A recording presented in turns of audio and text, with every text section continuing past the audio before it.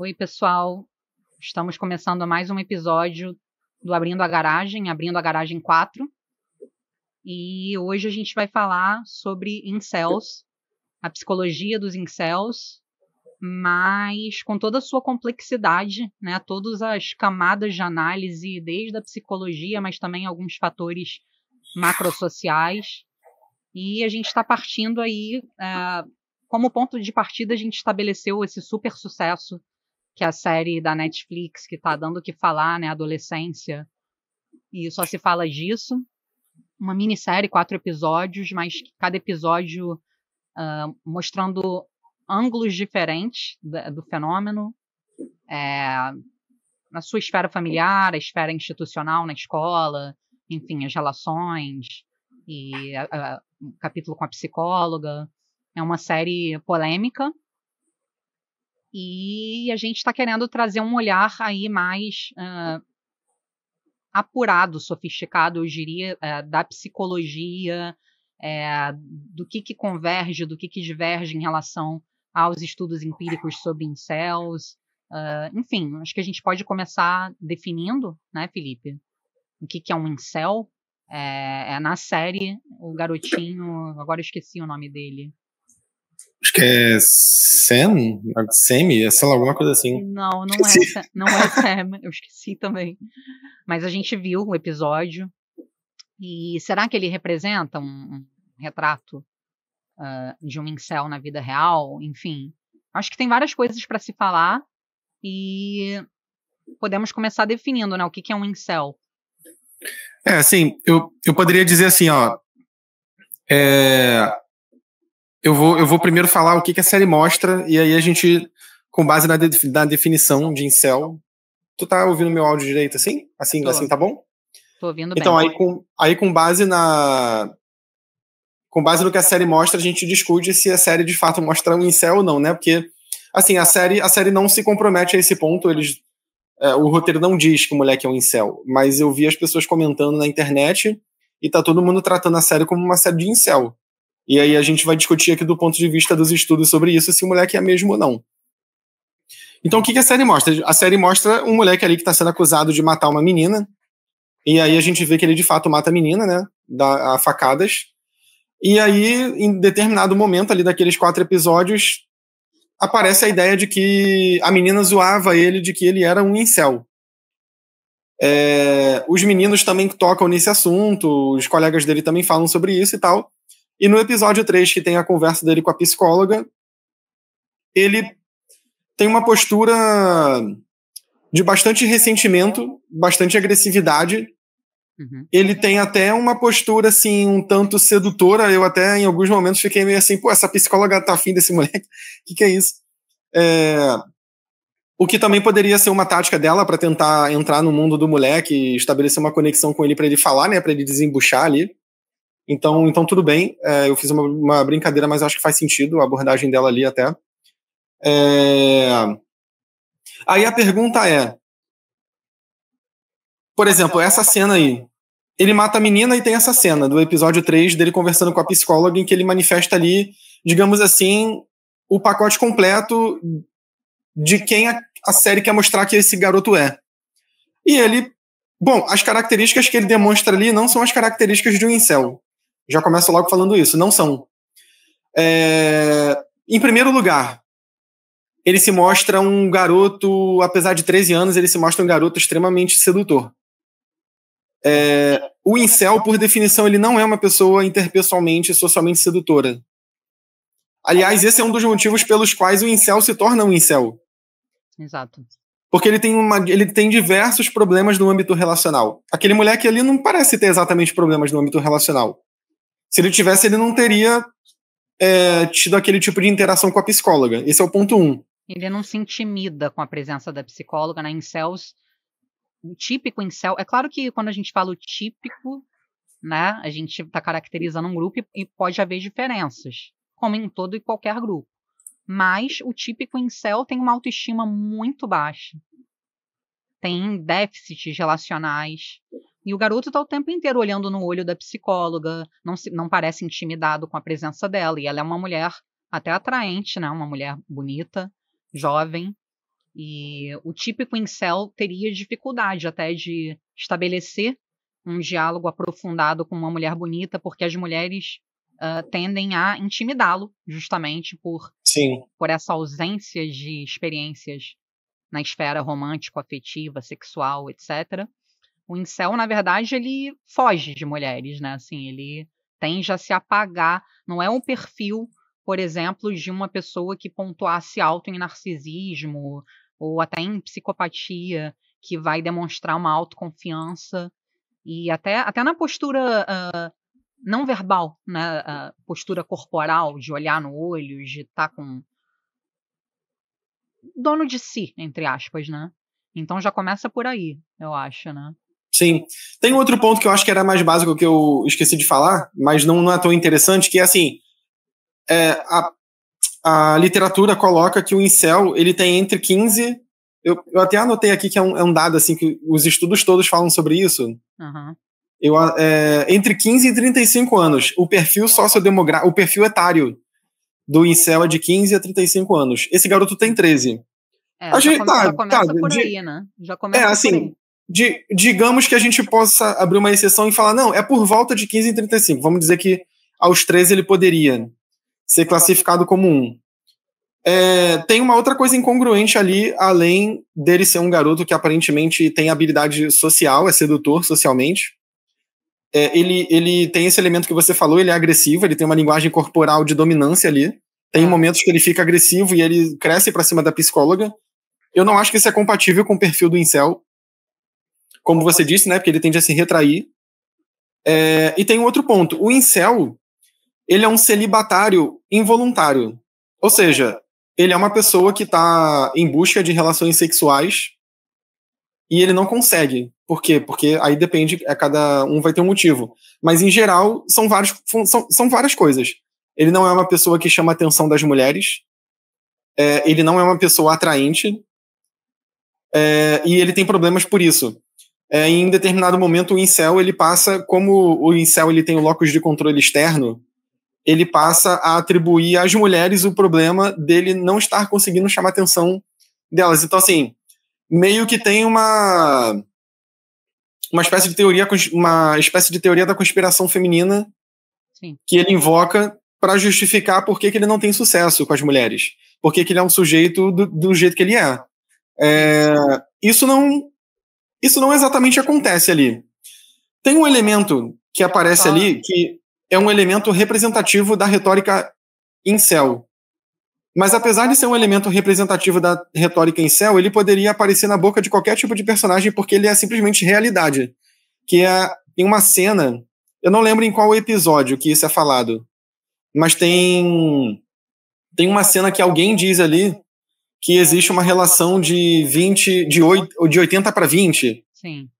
Que 20% dos homens chamam a atenção de 80% das mulheres. Ou seja, meio que ele está invocando um elemento ali que é da retórica do incel, né, de que é a desigualdade em relação ao mercado de acasalamento, que eles falam. Que é um termo da literatura, inclusive, mercado de acasalamento. Faz parte da ideologia incel, né? Então, aí que tá. Esse é um dado recrutado pela ideologia incel para justificar a retórica incel. Mas esse dado é verdadeiro. Esse dado que eles usam é verdadeiro. Só que ele é um dado verdadeiro que é utilizado para justificar toda uma ideologia que transcende o que os dados estão dizendo. Mas e assim, por que eu estou dizendo isso? Porque o fato da série, seja esse garotinho que cometeu o assassinato, seja outro personagem, o fato dele falar isso não faz com que necessariamente o personagem seja incel. Porque ele pode ser só um garoto que, sei lá, ele tá meio bolado porque as garotas zoavam ele de incel, inclusive. Ele não se autodenomina incel em momento nenhum. Isso é um ponto importante, porque incels se autodenominam, né? Não é uma denominação hetero-atribuída, né?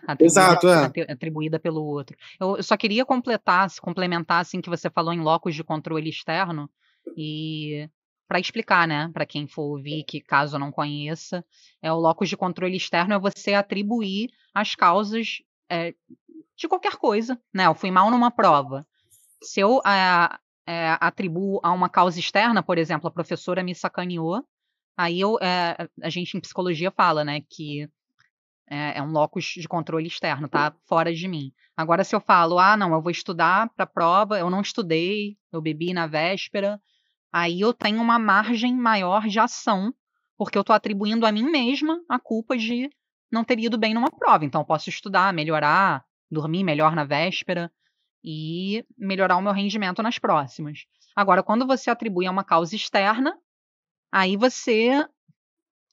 O que você pode fazer nesse caso, né? Então, tem um elemento na psicologia dos incels que é importante, que é o vitimismo, né? A demonização das mulheres e a atribuição do papel de bode expiatório às mulheres. Como você colocou, que eu achei bem interessante também, uma espécie de teoria conspiratória, né? De que é uma grande conspiração das mulheres contra eles. Então, por exemplo, é diferente de uma pessoa que não fique com ninguém há muito tempo, mas... e todos nós podemos passar por isso, aliás, né? Tem períodos, tem fases. Qualquer um pode ficar, de repente terminou um namoro, tá traumatizado, sei lá, e ficou 1 ano sem sair com ninguém. Não é disso que a gente está falando, né? E aí você pode até pensar, vou fazer um regime, vou me cuidar mais, eu vou entrar na terapia. Então aí eu estou colocando um locus interno. O que eu posso fazer para melhorar a minha situação? Se eu estou há um tempo sem sair com ninguém, isso me afeta, etc. Eu vou falar disso na minha terapia, eu vou procurar ajuda. Então é diferente do fenômeno que a gente está procurando definir aqui hoje. Onde nesse fenômeno da psicologia dos incels e mais amplamente o movimento dos incels, porque não é um fenômeno só psicológico, é um fenômeno psicossocial e social, no seu sentido mais amplo, é uma espécie de ideologia que coloca a culpa em fatores externos, especificamente as mulheres, e também em genética, às vezes na sociedade como um todo, mas principalmente nas mulheres. Sim. Isso daí que você falou tem a ver com outro elemento básico, assim, você falou 2 coisas que são essenciais para caracterizar o fenômeno incel. A primeira delas é justamente o fato de que o incel não é a outra pessoa que está vendo esse comportamento e está falando, olha, esse cara daí eu não sei não, acho que ele é incel, hein? Não é assim. O incel, ele, como você disse, em poucas palavras, o incel não é só o cara que está na seca. Não é estar na seca que caracteriza objetivamente alguém como incel. É o fato do cara ter uma justificativa ideológica associada a ideias políticas e culturais extremas. É o fato dele usar a misoginia como bode expiatório, como uma espécie de contrapartida da rejeição. A mulher como bode expiatório, né? Misoginia é o sentimento. Não, isso. As mulheres como bode expiatório dentro de uma ideologia misógina. Isso. Então, o incel, ele chega a ter um certo orgulho da posição que ele ocupa como loser. Então, ele começa a dizer umas coisas como... Quer dizer, não é dizer algumas coisas. O incel, ele tem um certo orgulho da posição dele, de que ele não é um cara que depende das mulheres. Algo desse tipo. Então, é uma coisa até contraditória, porque o incel, ele nasce por causa da rejeição, especialmente feminina. Só que, na medida em que ele vira um incel e ele entra nessa ideologia de cabeça, ele passa a ostentar que ele é um loser e ele se junta com outros caras que passam pelo mesmo tipo de sofrimento e eles criam uma identidade social que gira em torno disso. Então é muito comum em comunidades incel, e você vê isso claramente lendo estudo etnográfico sobre comunidade incel na internet, que os incels, eles frequentemente, como é que eu posso dizer? Eles se estimulam... vou dar um exemplo. Imagina que a gente está numa comunidade incel, e aí eu sou incel, aí do nada eu chego na comunidade e falo assim, olha, eu acho que eu vou desencalhar, tem uma garotinha que, sei lá, acho que ela tá dando em cima de mim e tal. Os incels... Retaliação. Exatamente, os incels vão me retaliar por isso, porque eu meio que vou estar quebrando a firma do cara, assim, eu vou estar, tipo, eu tô traindo o movimento. O nosso movimento é o movimento dos losers. Então eu não posso deixar de ser um loser. Então eles não vão me incentivar a desencalhar. É uma ideologia que deixa que ela É uma espécie de traição. É uma espécie de traição com uma traição do movimento. E eles incentivam o desenvolvimento e eles incentivam que o indivíduo que faz parte da comunidade mantenha esse status para que ele continue sendo um incel. É como se fosse uma grande desonra para o grupo. Se você cede e se deixa ser conquistado ou corre atrás das mulheres. Então é uma espécie de ideologia não apenas de ressentimento, mas é uma ideologia de revanchismo contra as mulheres ao mesmo tempo. Sim, exatamente. E aí a pergunta é, a gente estava discutindo no início se o garoto da série é incel. Olha, de acordo com tudo isso que a gente está falando aqui, eu não diria que ele é um incel. Pois é, já começa por aí, né? Até pela idade dele também, que é um outro ponto que a gente não evocou. Claro, tá entrando, é o início da puberdade e tal, 13 anos, né? Mas ainda não é um incel propriamente dito, tendo em vista que é um fenômeno que não é um fenômeno de estar encalhado momentaneamente, né? É uma insatisfação crônica em relação à sua vida amorosa e sexual. Sim. Pô, com 13 anos você nem teve tempo ainda, né? O incel é aquele cara que nunca namorou, nunca pegou ninguém, muito provavelmente talvez seja até virgem. Então é necessário percorrer um certo caminho em termos de tempos de vida para você adquirir um status de frustrado crônico em relação a um insucesso na esfera amorosa, né? Sim. Pô, se com 13 anos você tá ali dando o teu primeiro beijo e tal, claro, uns podem ter dado um pouco antes, enfim, a gente não vai entrar no mérito exato da coisa. Atualmente, inclusive, até tem estudos que apontam que os adolescentes estão tendendo a perder a virgindade um pouco mais tarde em relação a outras épocas. Com 13 anos, você se autodenominar incel é um pouco contraditório, eu diria, porque você ainda não teve tempo de se ver como tal, né? Como é que você vai se ver como um fracassado na vida amorosa se... É mais ou menos como um recém-formado na faculdade falar que a carreira dele profissional é um fracasso. Pô, você acabou de terminar... É isso que eu ia falar. Você acabou de terminar a faculdade... se eu tô há 20 anos trabalhando e não conseguir progredir na minha carreira profissional, ok. Mas se eu acabei de me formar, como é que eu vou falar que eu sou uma fracassada, né? Exato. Então, assim, não faz muito sentido, já começa por aí. Exatamente. E aí tem um outro elemento. Eu vi algumas postagens na internet, postagens desse tipo, né, que eu tô falando aqui desde o início, de pessoas dizendo que o personagem da série é incel. E essas pessoas, elas fazem algumas referências ao fato do menino ele aparentar ser um psicopatinha. Eu acho que ele pode ser um psicopatinha. Eu acho que, assim, a série não... Eu não acho que a série é decisiva em nada. Ela não bate o martelo, ela sugere um monte de coisas e fica aí pro gosto do freguês interpretar. Sim. Mas tem um elemento que o menino... Vamos pressupor que ele seja um protopsicopatinha. Ele tá desenvolvendo ali uma coisa que vai fazer com que ele, aos 18, seja classificado como um psicopata. Uma pessoa que tem transtorno de personalidade antissocial. Ele é um antissocial. Ok, acontece que o transtorno mais prevalente na comunidade de incels não é o transtorno de personalidade antissocial, é o autismo. Exato. Então, outro elemento que, aparentemente, assim, nossa, existe uma sanha tremenda de identificar os incels como tudo de ruim que existe, inclusive a psicopatia. Ok, mas o incel, tipicamente, não é um psicopata. Ele não tem comportamentos de psicopata. Mesmo que ele não tenha o diagnóstico, ok, ele pode não ter o diagnóstico, mas os comportamentos dele nem de longe lembram os de um psicopata. É como eu estava dizendo no início, o incel, ele não é sedutor, ele não é maquiavélico, ele não tem essa... Não é autoconfiante. Ele não é autoconfiante, ele não é um cara que beira o narcisismo, ao contrário. A confiança dele tá lá embaixo, ele não tem confiança Exato. nenhuma. E o menino demonstra confiança, né? No episódio com a psicóloga, chamou bastante a minha atenção pelo fato de ser uma mulher bonita, ou bonitinha, enfim, jovem. E ele ali olhando ela no olho e peitando ela, etc. Não é o comportamento típico do que seria um incel. parece um protopsicopata, como você falou. Assim, em momento algum eu vi ele demonstrar culpa. Exato, tem esse elemento. Remorso. Ele não fala em momento nenhum. Assim, realmente eu não tô me lembrando agora.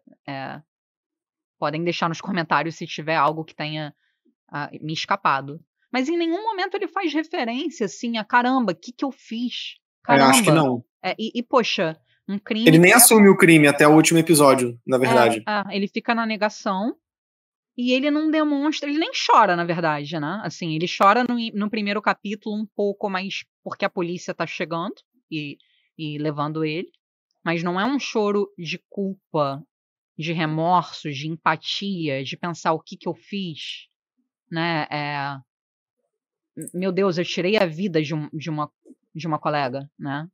E de uma maneira brutal, né? Foram várias facadas, então isso é uma caracterização de um crime cruel, né? Porque que demanda uma frieza, ainda que possa não ter sido premeditado propriamente. Então eu diria, claro, que é leviano falar de um diagnóstico assim, até como psicóloga tem que tomar muito cuidado, então não dá para bater o martelo. Mas tá mais para um protopsicopata do que para um incel propriamente dito, né? Sim, a gente tá analisando um personagem de ficção, né? Vamos dar aquele... como é que se fala? Caridade interpretativa. Exato, a gente não tá num processo de diagnosticar ninguém aqui, a gente tá especulando sobre a série ali, sobre o personagem. Exato. Ou seja, de acordo com tudo isso que a gente falou, a minha opinião ele não é incel. Aquele menino não é incel. E tem outra Pode ser que no futuro ele se torne? Pode. Pode ser que no futuro ele se torne, mas naquele momento ali da série não está sendo retratado o incel. O que eu vejo ali, o contrário, que eu acho muito interessante você vê que... vou dar exemplos de outros temas que a gente não está discutindo aqui, mas, por exemplo, a gente vê que o rótulo de negacionista científico ele está sendo usado à torta e à direito para difamar opiniões que a pessoa não gosta. Então, eu não gosto do que você falou, então você é uma negacionista. Só que, tecnicamente, o que você está falando é negacionismo científico? Talvez não. Então, é um termo que está sendo usado como xingamento, como zoação. A mesma coisa serve para a teoria da conspiração. Eu já cansei de ver postagem na internet do pessoal classificando teorias que, assim, não são teorias da conspiração, são hipóteses alternativas a determinado tipo de assunto que está sendo discutido na literatura. Hipótese alternativa não é teoria conspiratória. Então, teoria conspiratória também é uma palavra é um termo que está sendo usado, é uma expressão que está sendo usada com tons difamatórios de maneira estratégica, como retórica.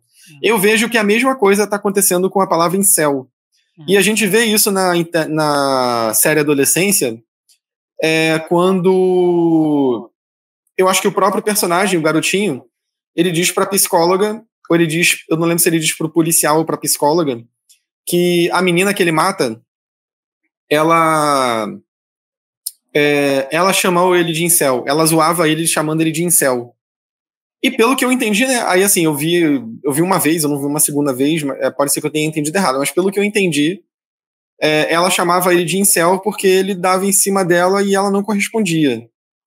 Ela talvez achasse ele um moleque meio estranhão, assim, e ela não queria nada com ele. Parece que ela tinha pavor dele, sei lá, era o que transparecia ali. E aí ela zoava ele de incel. Então o que eu vejo nem ele se autorreferenciava, se autodenominava, quer dizer, incel. Era a menina que zoava ele como incel. O que em si não torna ele um incel, necessariamente. Do mesmo jeito que eu te chamar de negacionista, não te torna negacionista. Exatamente. Então isso tem é um fenômeno que acontece nem somente nesse caso de querer difamar o outro, como, você é um negacionista, você é um fascista, você é um comunista, mas às vezes até com a melhor das intenções, né? Palavras como trauma, sei lá, muitas vezes são usadas num contexto que já vai muito além do que um trauma no seu sentido clínico real quer dizer. Sim, né? Então é uma espécie de inflação conceitual. Tem artigo sobre isso, enfim. E que vai fazendo com que a palavra, com que o termo se popularize e caia na boca do povo, mas seja usado de maneira inadequada, muitas vezes. Sim. E aí gere uma confusão epistêmica em torno do significado das coisas, né? E então acho que isso também é um dos nossos objetivos aqui, né? É elucidar o movimento e a psicologia dos incels. E especificar o que é em relação a outros movimentos que são próximos, que se parecem. Inclusive, se a gente for falar de manosfera ou machosfera, eu prefiro falar machosfera, mas é manosphere, né, em inglês, que é todo esse movimento mais amplo de crenças ideológicas e práticas e discursos misóginos e antifeministas. O incel é um grupo dentre outros, tem mais essa, né? Não é o único grupo da machosfera, tem outros. Então, um cara ele pode ser misógino, mas não ser incel, ser casado, ou ter uma vida sexual ativa. Então, o incel tem essa especificidade, né, da insatisfação crônica e do insucesso, do fracasso da sua vida amorosa e romântica e sexual como um todo. Você falou de espectro autista, né? Que tem uma prevalência grande. E também tem outros pontos também importantes a se sublinhar em termos de psicopatologia e tal, que é depressão e ansiedade, para ficar nos dois mais populares, incels. Pouco se fala disso, mas é muito comum na retórica incel aparecerem ideias suicidas, na ideação suicida. E autoflagelamento, né? Assim, eles são extremamente autodepreciativos, ao contrário, por exemplo, do típico assediador sexual, do típico cara que cometeria um crime sexual. Claro que a gente está falando de média, tá, gente? Pode ter um incel que fez uma coisa, outro que fez outra, mas, assim, tipicamente falando, o perfil de um assediador tá mais para um narcisismo e um maquiavelismo exacerbado do que para ter depressão, né? Do que se sentir ansioso perante uma presença feminina atraente, por exemplo. O cara que assedia, ele vai lá e quer passar a mão na mulher, né? O cara que assedia, ele vai lá e fala na cara da mulher. Sei lá, sabe você não é mulher, né? Mas enfim, esses caras que vêm e fazem comentários sobre a sua aparência física ou sobre questões sexuais que você nem deu abertura. Isso já aconteceu comigo várias vezes e eu acredito que muitas mulheres, a maioria das mulheres, passem por isso. Você nem deu abertura, diferente de falar com um amigo íntimo, tá? Não tô falando de ser puritana e não falar sobre sexo ou não fazer piadas sobre a vida sexual. Não é isso. Mas tem pessoas com as quais você não deu a menor abertura, você não tem intimidade, é uma relação profissional e o cara vem lá e te manda uma tipo, você tá gostosa com essa roupa, sei lá o quê e tal, e você fica constrangida, porque é uma pessoa que você não tem intimidade, não é teu amigo, não. Então, assim, esse perfil do cara que faz esse tipo de comentário, isso pra dizer o mínimo, né? Um comentário desagradável, assim, inadequado, fora de contexto. Mas aí pode piorar, o cara pode passar a mão, pode até chegar no pior, que é violar, né? Não tem o perfil psicológico de um incel, porque o incel é justamente o contrário, ele vai ficar falando mal de mulher e ele é misógino e defende essa retórica misógina, mas entre eles, né? Entre eles, é um movimento... mal... Eu vou usar um exemplo aqui que eu sei que a galera vai me tacar pedra, mas a título de comparação, eu não tô querendo dizer com esse exemplo que é exatamente o mesmo caso. Tô querendo dizer assim, a título de comparação, eu acho que é útil a gente pensar nesse sentido, ó. Imagina só, claro que, aí de novo, né, a gente tá falando sobre um fenômeno que, por definição, é um fenômeno extremo dessa manifestação que eu vou falar agora. Não é a mesma coisa. Mas, quando homens estão com homens e quando mulheres estão com mulheres, cara, eu acho super normal você acabar... Claro que não é um negócio crônico. Cara, mas é super normal você acabar falando mal, por exemplo, de mulher, ou as mulheres falam mal de homens. Cara, sim, é normal. Isso faz com que essas pessoas que estão ali, imagina só, você tá numa roda de amigas, aí vocês estão falando, pô, homem é escroto mesmo, né? Não sei o quê, porra, homem. Cara, que nem eu já ouvi falar assim, várias falando assim, pô, homem hétero tinha que acabar. É a mesma coisa você falar assim, não, essas mulheres, então, elas estão prestes a fazer um ataque terrorista e exterminar todos os homens. Não. É uma coisa que você fala ali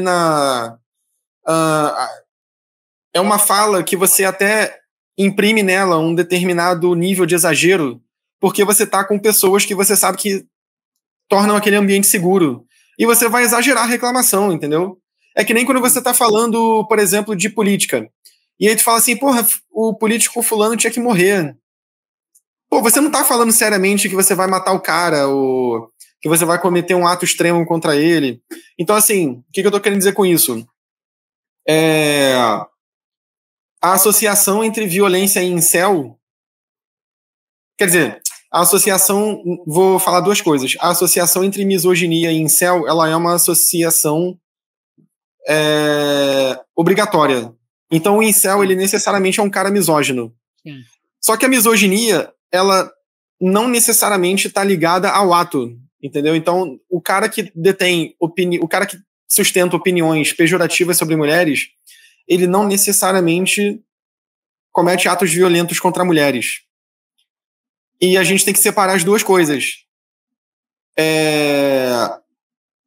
Até porque quando o incel tá ligado a atos violentos, geralmente ele tá ligado a atos violentos contra ele mesmo. Ou seja, o risco de suicídio ele é muito maior do que o risco de agressão a outros grupos, inclusive mulheres, que é o grupo de preferência do ódio que os incels fermentam ali.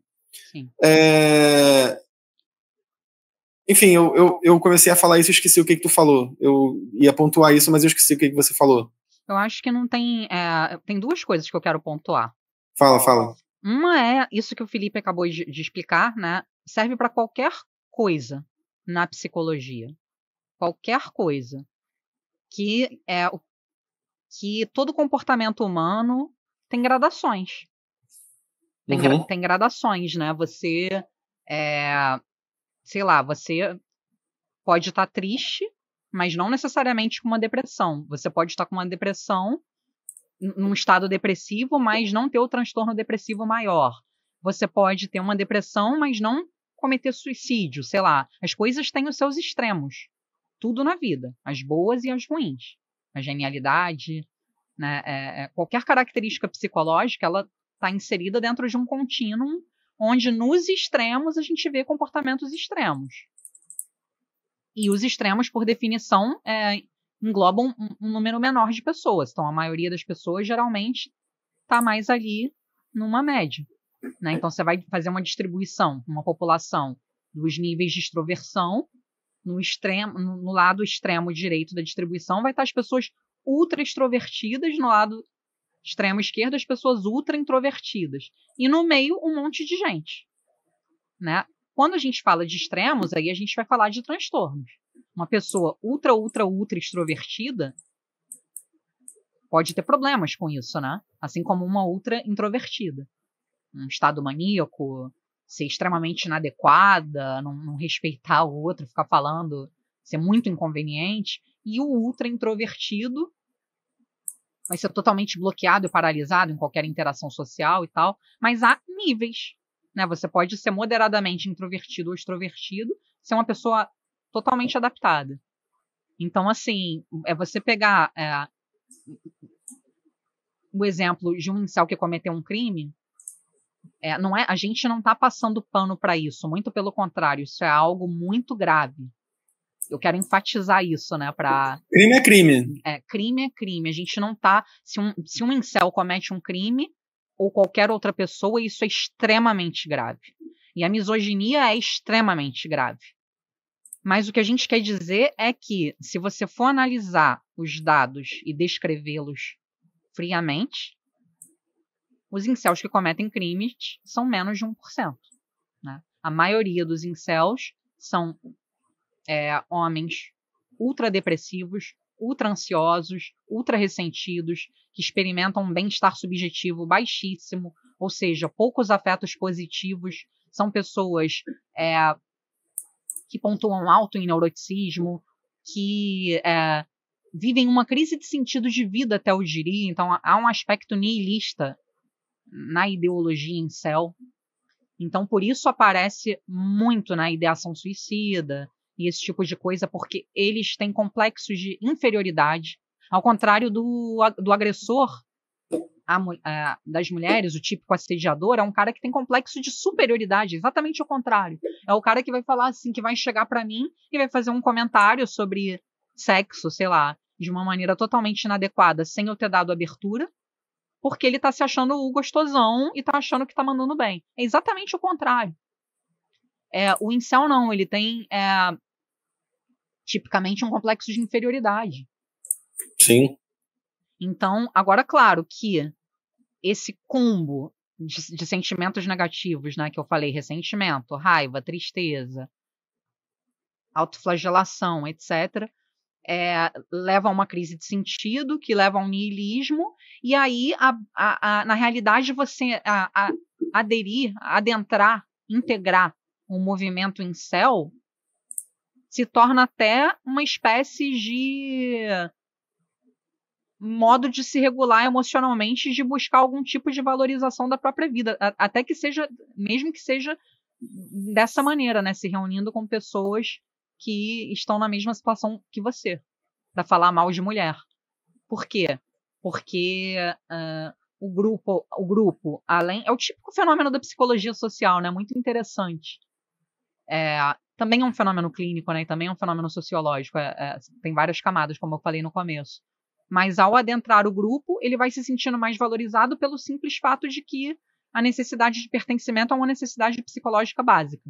Incels também tem um ponto interessante, eles tendem a ter um déficit relacional não só com mulheres, né? A ênfase é nisso, mas são pessoas com poucos amigos, são pessoas muito solitárias.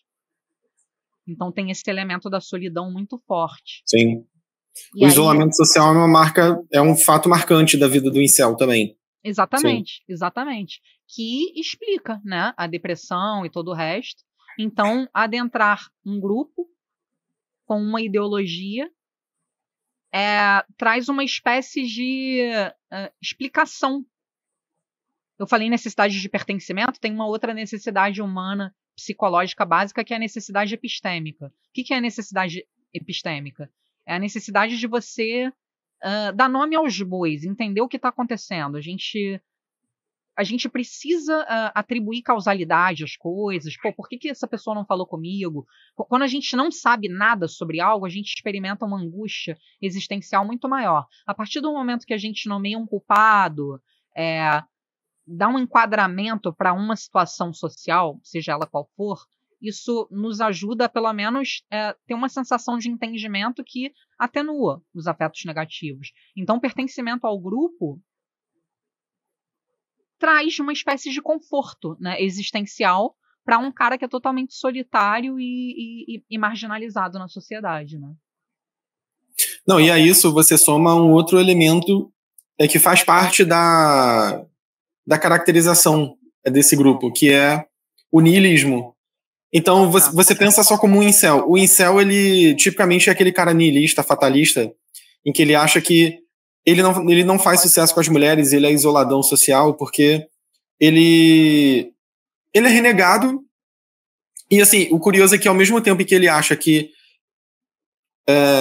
ao mesmo tempo em que o locus de controle dele é externo, e ele associa isso a uma espécie, como eu falei, né, uma espécie de quase teoria da conspiração feminina, em que ele vai ser rejeitado mesmo porque as mulheres, enfim, tem algum motivo, alguma coisa contra ele. Ao mesmo tempo, ele acha que ele não faz sucesso com as mulheres por causa de uma série de aspectos que são incontornáveis da existência dele. Então, por exemplo, ele é feio e nada que ele possa fazer vai mudar esse fato. Ele é pouco dotado geneticamente, então nada que ele... Bom, afinal de contas é genética, nada que você fizer vai mudar isso.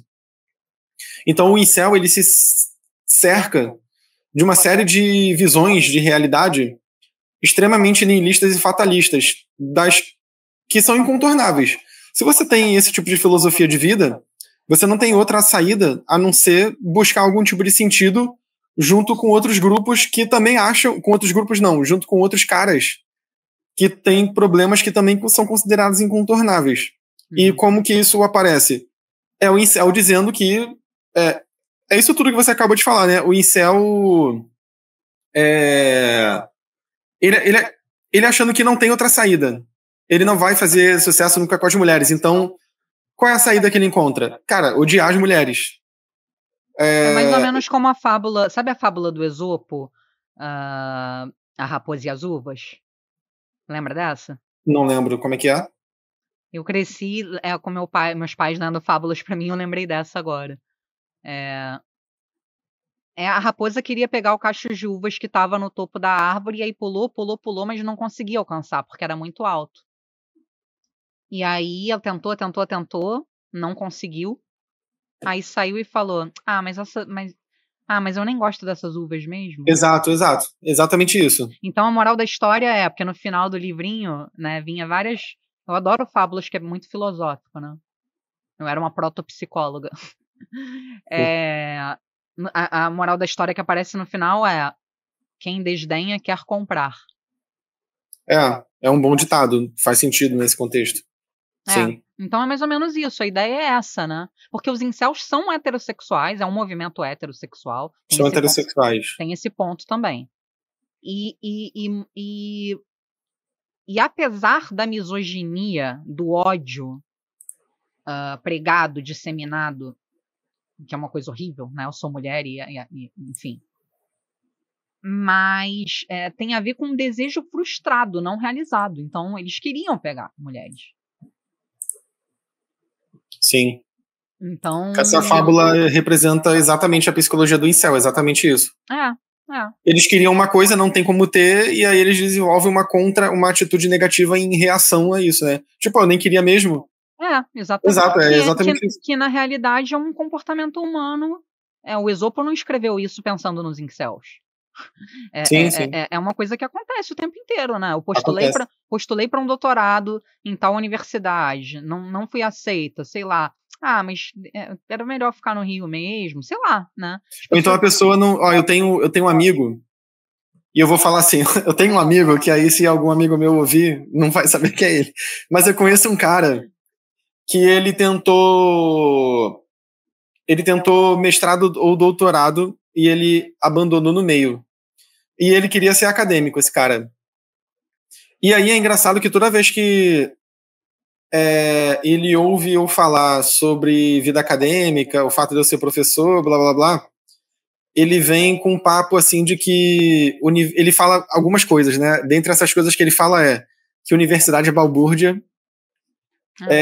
que nenhum acadêmico estuda nada que como é que se fala? Que vale o recurso público empregado ali. Então ele acha que nenhuma pesquisa acadêmica serve para coisa nenhuma. Ele algumas vezes que me viu, ele falou assim, e aí, cara, ainda tá roubando dinheiro do Estado? Caramba. Uma parada meio assim.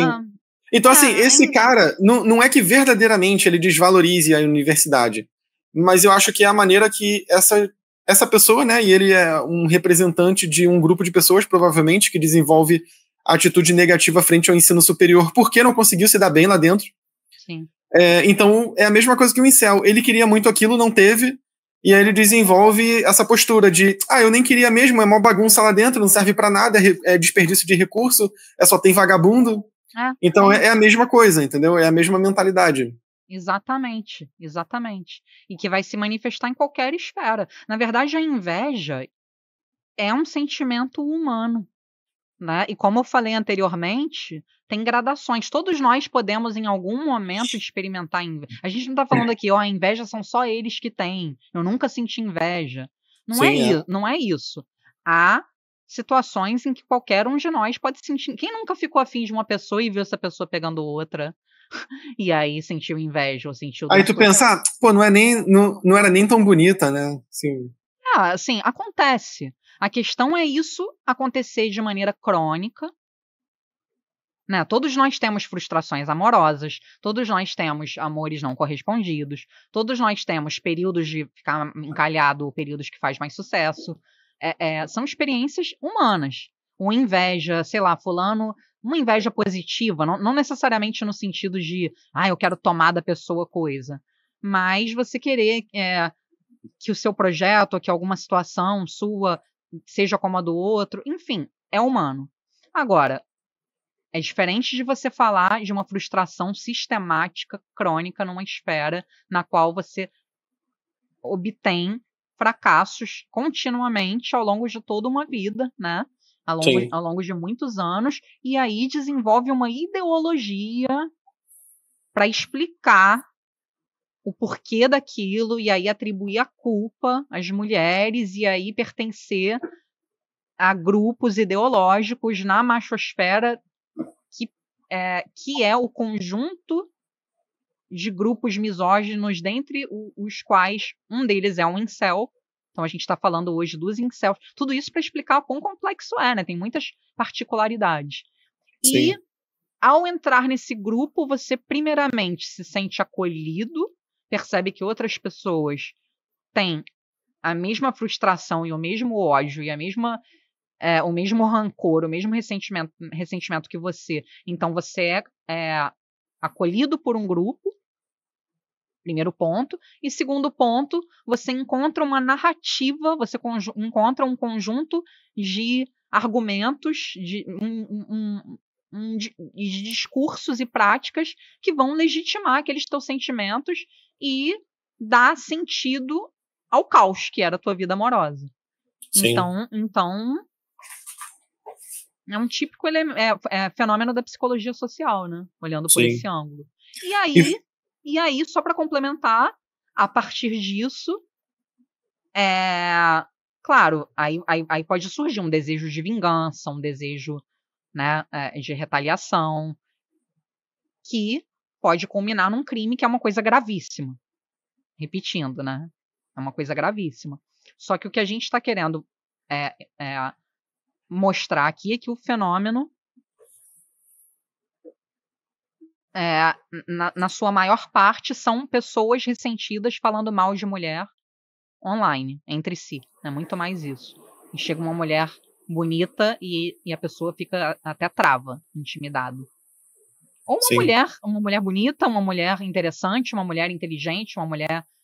são pessoas que tendem a ver a mulher como uma ameaça, inclusive. Então, até voltando à cena das interações dele com a psicóloga, ele não estava vendo ela como uma ameaça ali, embora ele até questione, né, para que você tá querendo colher de mim e tal, mas aí, porque ele tá sabendo que o depoimento dela, qual é o nome do termo? O parecer técnico dela vai influenciar o destino dele, então é natural que ele se preocupe com aquilo. Mas não era num sentido de vê-la como uma ameaça, de estar completamente intimidado, né? Muito pelo contrário. E assim, falando em psicologia social, né, que esse tema aí que a gente está discutindo aqui tem tudo a ver com psicologia social, tem uma outra coisa aí na história dos incels que tem tudo a ver com psicologia social, que é as análises que a gente pode fazer sobre os argumentos que eles usam para sustentar as ideologias deles. E vocês vão ver que, assim, como toda ideologia extremista, aliás, não só como toda ideologia extremista, mas isso também se repete em teorias da conspiração e etc. Muito frequentemente, essas teorias, elas se valem de alguns fatos, costurando eles de uma maneira errada. Então, é como se você tivesse uma coxa de retalhos costurada de uma maneira defeituosa. Os retalhos estão lá, mas você está costurando eles de uma maneira completamente bizonha, de modo que eles te contem uma história que não é a história verdadeira sobre aquilo. Mas, isoladamente, aí a colcha de retalhos em si, ela tem um formato bizonho. Mas se você olha cada retalho, ele tá lá, ele é um retalho quadradinho, bonitinho. Então, o que isso quer dizer? Você pode pegar um monte de fatos, que são fatos demonstráveis na literatura, da psicologia até, e costurar eles de forma que eles contem uma história que não é verdadeira. Isso é muito comum, e isso acontece com as histórias que os incels contam sobre as histórias que eles utilizam para justificar a ideologia deles. Políticos fazem isso o tempo todo, né? Políticos fazem isso o tempo todo, exatamente. Então, por exemplo, aí a gente pode pegar umas 3 coisas assim para mencionar para o pessoal conhecer. Por exemplo, no início aqui do episódio, eu acho que eu já falei isso, né? Do 80-20. Eu até quero pontuar uma coisa sobre isso. Isso então, eu posso falar e tu continua para tu pontuar o que tu quiser. Então, isso é verdade. Até tem pesquisas, inclusive, a gente pode até depois fazer um episódio só sobre esse tipo de psicologia da atratividade no Tinder, por exemplo. Mas, assim, é um dado, de fato, de pesquisa, que a maioria das mulheres dá like na minoria dos homens. Então, isso é uma parte importante da retórica incel, que não necessariamente eles estão errados sobre isso. O problema é eles usarem isso para fundamentar uma ideologia que é completamente nefasta contra um grupo e estimular a misoginia com isso. Mas o fato que eles estão pontuando não é um fato realmente, que é a desigualdade. Tem um termo na literatura para isso que no senso comum soa mal, mas é o termo da literatura mesmo, que é a desigualdade no mercado do acasalamento. É um termo meio estranho, mas é o termo. É porque é um termo que vem da biologia, mas é o termo utilizado. Que é isso. Então, traduzindo para alguma coisa mais cotidiana, seria mais ou menos assim. Se você está no Tinder, imagina homens e mulheres no Tinder. Imagina que tem 100 mulheres e 100 homens no Tinder. Esse 80-20 significa que as 100 mulheres, independente do quão atraentes elas são, elas vão receber provavelmente mais like do que o homem que está no topo da hierarquia do cara que recebe like. Ou seja, sabe aquele ditado que sempre tem um sapato velho para um... Quê? Pode concluir o raciocínio. Sabe aquele ditado que sempre tem um pé... Como é que sempre tem um sapato velho para o pé inchado? Esse ditado, ele acaba servindo muito mais para, se a gente for respeitar essa lógica, né, que eu tô falando aqui. Ele acaba sendo um ditado que se encaixa mais na situação das mulheres do que na dos homens, porque é mais fácil um homem ficar sozinho do que uma mulher ficar sozinha, nesse sentido. É porque a mulher é muito mais seletiva. A mulher é muito mais seletiva. Exatamente. E independente do motivo pelo qual isso acontece, o fato é que acontece. Isso cria um cenário de insatisfação que, assim, aí eu vou falar o que é fato e o que é uma distorção dos incels. O fato essa desigualdade no mercado do acasalamento existe, isso é fato. Só que a retórica do incel é qual? Isso cria uma insatisfação, uma frustração e um sentimento de revolta e revanche muito justificadamente mais alto nos homens. Essa é a retórica incel. Só que o problema, aí eu ia chegar exatamente no que você ia falar agora. Tu começou a falar, eu ia falar exatamente isso. O problema você não pode afirmar que os homens são mais frustrados por causa disso, porque os critérios das mulheres são diferentes. Então, assim, os homens, em geral, eles querem ter tanto like quanto as mulheres. Por quê? Porque o homem ele é muito menos seletivo. Então, quanto mais mulher dando like, o cara vai achar melhor. Só que a mulher, ela não necessariamente... Como a mulher é mais seletiva, ela não necessariamente fica menos frustrada com uma série de homens, tipo assim, 25 homens puxando conversa com você ao mesmo tempo no aplicativo de relacionamento. Pro homem isso é ótimo, pra mulher não é. Exatamente. Então, o que é frustrante pra mulher é diferente do que é frustrante pro homem. Então, essa hierarquia que o incel faz esse cenário faz com que o homem esteja no topo da opressão, que é o termo que eles usam, né? O homem estaria num topo de opressão. Isso, assim, eu entendo. Isso de fato é incômodo para os homens. Eu não estou dizendo que não é. O que eu estou dizendo é a hierarquização que o incel faz desse sofrimento, ela não necessariamente é verdadeira. Não é verdade, ela não é verdadeira. E isso é muito importante pontuar, porque o incel, ele geralmente reclama, ele é um rival, Os incels, eles reclamam do feminismo e eles reclamam dessa hierarquia de opressão que as ideologias minoritárias colocam. Tipo essa ideia da interseccionalidade. Não, a mulher sofre mais do que o homem, mas a mulher negra sofre mais do que todo mundo. Não, mas a mulher negra trans sofre mais... Tipo assim, é um jogo de pedra, papel e tesoura da opressão. O incel reclama disso. Só que o incel, ele reclama disso, mas ele faz a mesma coisa. Porque ele também cria uma hierarquia de opressão, só que ele cria uma hierarquia de opressão entre homens e mulheres na qual eles acham que eles sofrem mais do que todo mundo. Então eles estão reclamando de uma coisa, mas eles estão tentando entrar na competição também. Eles querem entrar no ranking de opressão. É isso que é curioso na ideologia incel. Eles se contradizem em uma série de momentos. Sim. Mas pode pontuar o que você ia pontuar aquela hora, se você lembrar. Não, era isso, que mulheres são muito mais seletivas, mulheres vão dar likes em menos homens, ou mulheres gays ou bis também vão ser mais seletivas. Mulheres são mais seletivas, ponto. Mulheres são mais seletivas, ponto. É isso que eu quero dizer. Sim. Pode ser Sim. hétero, gay ou bi. Mas mulheres são mais seletivas. Sendo mais seletiva, vai dar menos like. Porque é mais seletiva. O homem, ele vai tender a buscar sexo casual com muito mais frequência do que a mulher. Então, uma mulher que eventualmente passe um tempo sem sexo, acho que lida melhor com isso, de modo geral, do que um homem, porque ela tende a buscar algo. Não é nem algo mais sério, não necessariamente, mas ainda que seja o sexo casual mesmo, mas não com qualquer um. É o que a gente falou numa outra live anterior, né? Estudos que colocam um entrevistador bonito chegando abordando mulheres na rua e falando: você transaria comigo agora? A mulher fala: não, tá doido, né? Mesmo sendo um cara atraente. Já quando é o inverso, todos os caras falam que sim, agora.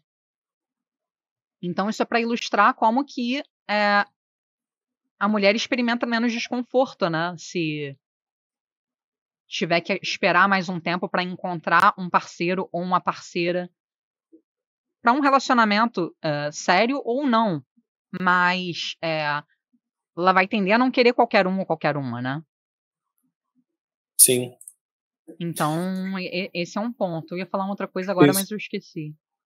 O outro ponto que eu ia pontuar, o outro ponto que eu ia pontuar, o outro ponto que eu ia trazer, ele já está embutido na minha primeira fala agora, que é o que é uma outra parte da retórica incel, que é isso: as mulheres são mais seletivas do que os homens. Bom, isso é verdade também, né? A gente está falando aqui, isso é verdade. O problema é você usar esse fato para embasar uma ideologia misógina. E aí entra aquela comparação da coxa de retalhos que eu dei, que eu fiz. Tem alguns outros elementos da ideologia incel, e assim, geralmente, eles não são mentirosos em si, mas é essa questão de como você costura esses fatos para fundamentar uma visão... Uma teoria infundada. Sim. Tipo assim, ó, por exemplo, imagina que eu... com Darwin, né, assim. Exatamente. Então imagina assim, ó, eu tô falando que assim, ó, mulheres são mais seletivas do que os homens. Então as mulheres são, mulher é mó escrota, entendeu? Cara, não, isso daí eu já tô utilizando um fato para fundamentar um juízo de valor. E é isso que os incels acabam fazendo. Agora, tem outros elementos, né, como eu tô falando, tem outros elementos que os incels apontam e eles também têm uma certa fundamentação. Por exemplo, a desigualdade no mercado de acasalamento, ela de fato tem resultados deletérios para a sociedade. A gente também pode falar isso mais profundamente num outro episódio, mas, por exemplo, sociedades com maior desigualdade no mercado do acasalamento têm maiores índices de criminalidade e violência associados a essa desigualdade no acasalamento. É o caso, por exemplo, de sociedades polígenas, em que a maior parte dos homens casa com a maior parte das mulheres. Então, meio que sobra menos mulher para os caras solteiros. Sociedades com mais homens solteiros são sociedades mais violentas. Traduzindo, um garoto, sei lá, vamos botar um jovem de 20 anos que tá aí, testosterona bombando, né, que dentro de uma média de idade, as pessoas que mais cometem crime são homens entre tal e tal idade, né, sei lá, não sei exatamente. É no início do final da adolescência, acho que coincide com a puberdade, é do início da puberdade até 20 e poucos anos, se eu não me engano. De modo geral, né? Claro que nada a gente tá falando 100%. Não, é estatístico, é sempre estatística, estatística nunca é 100%. Mas aí esse garoto arruma uma namorada e se apaixona, a tendência dele fazer besteira já cai pela metade, né? Sim. Olha, quer ver um fato que corrobora isso? Quando casa, a testosterona... Não, a presença de uma mulher na vida dele que seja importante, pela qual ele esteja apaixonado, num relacionamento afetivo e tal, já é um atenuante forte para as tendências, por exemplo, delinquentes ou violentas dele. Isso Sim. atenua. Sim. Eu queria falar uma outra coisa também, que a gente está falando de misoginia, que eu acho importante pontuar também, para distinguir de machismo, né? Na literatura, como a gente lê muito mais em inglês, aparece sexism, né? Sexismo, que é o preconceito relacionado ao sexo, mas que é muito mais de homens com mulheres, então acho que é mais adequado falar machismo para simplificar, né? Para simplificar. Não. Mas tem, como tudo, graus, como a gente estava falando antes e pontuando sucessivamente. Então, na literatura, aparece uma distinção entre machismo benevolente e machismo hostil. Não sei se você já esbarrou com isso. Já. E aí, o machismo benevolente é aquele cara, pensa, sei lá, no seu avô, numa pessoa de outra geração, que seja super meiga, super carinhosa, mas que tem vários estereótipos de gênero interiorizados. Vai falar que mulher é sexo frágil, isso não é coisa de mulher, sei lá. Lutar UFC não é coisa de mulher, ou jogar futebol não é coisa de mulher.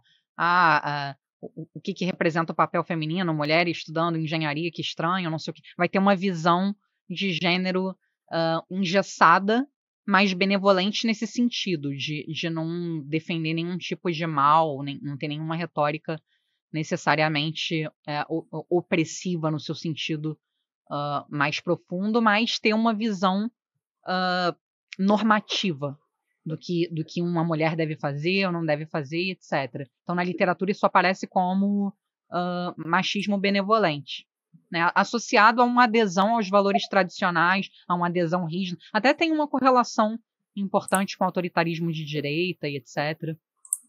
Então, a pessoa pode até ter boa índole, assim, não ser uma pessoa ruim, mas ter esses papéis de gênero muito engessados e muito rígidos.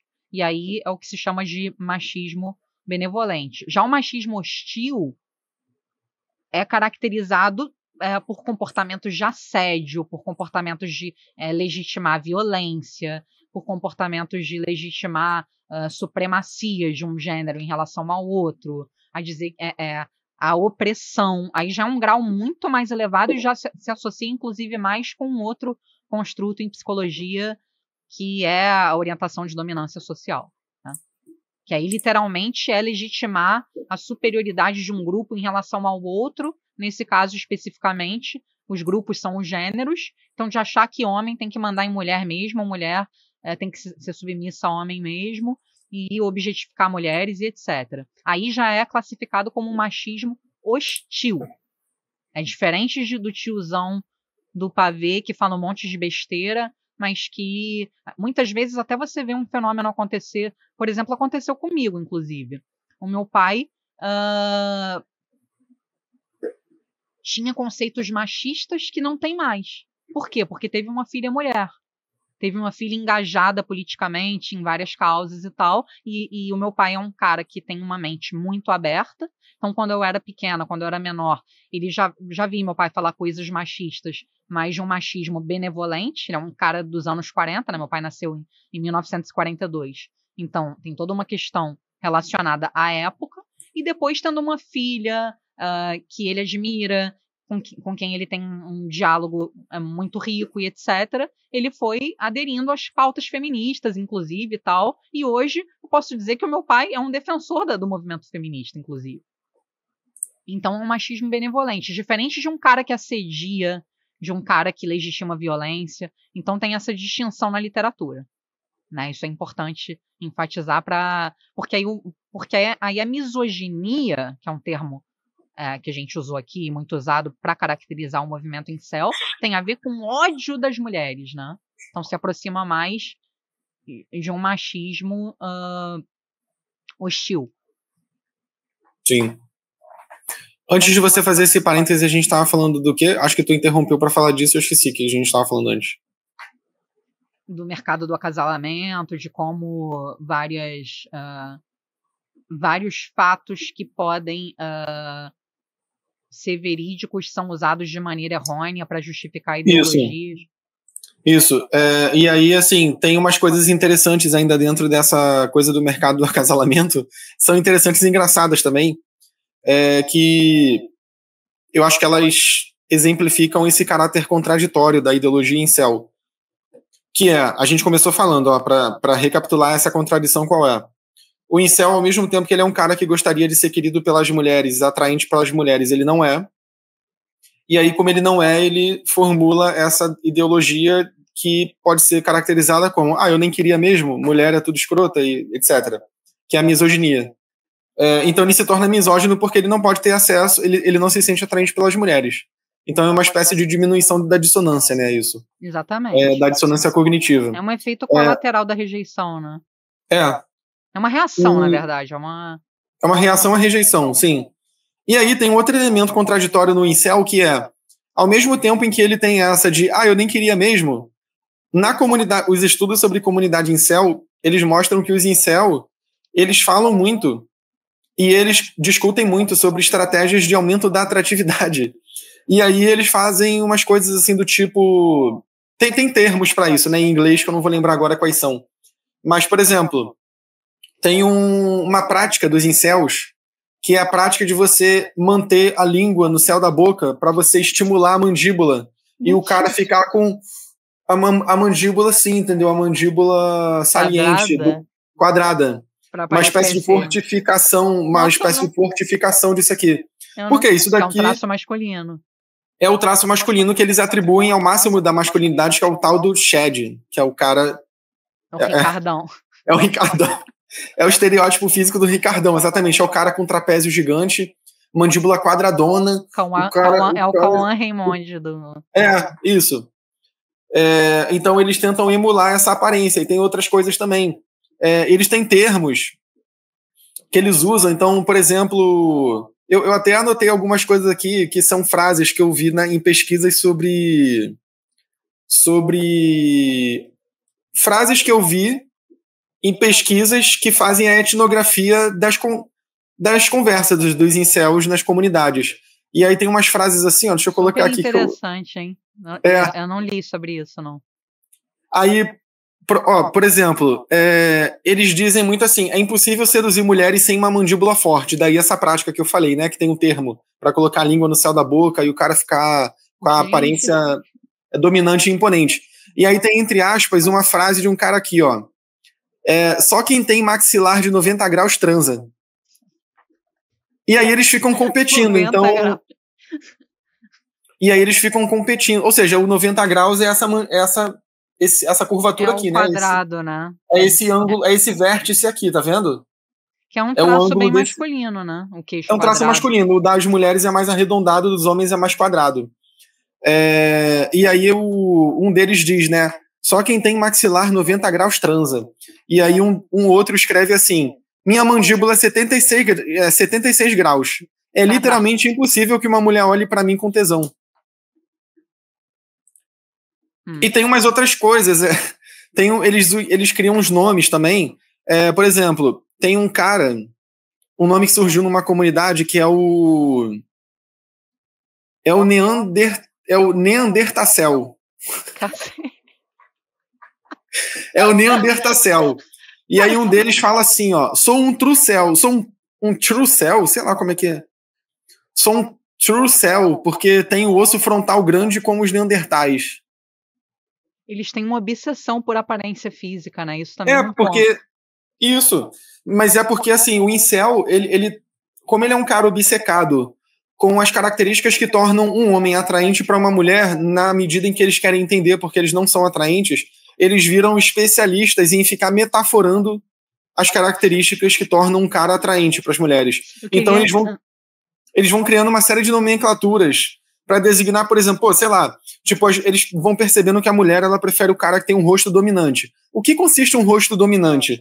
E eles vão vendo, é o nariz assim, é o lábio de um jeito, ou é a mandíbula de tal jeito, e eles vão criando nomenclaturas.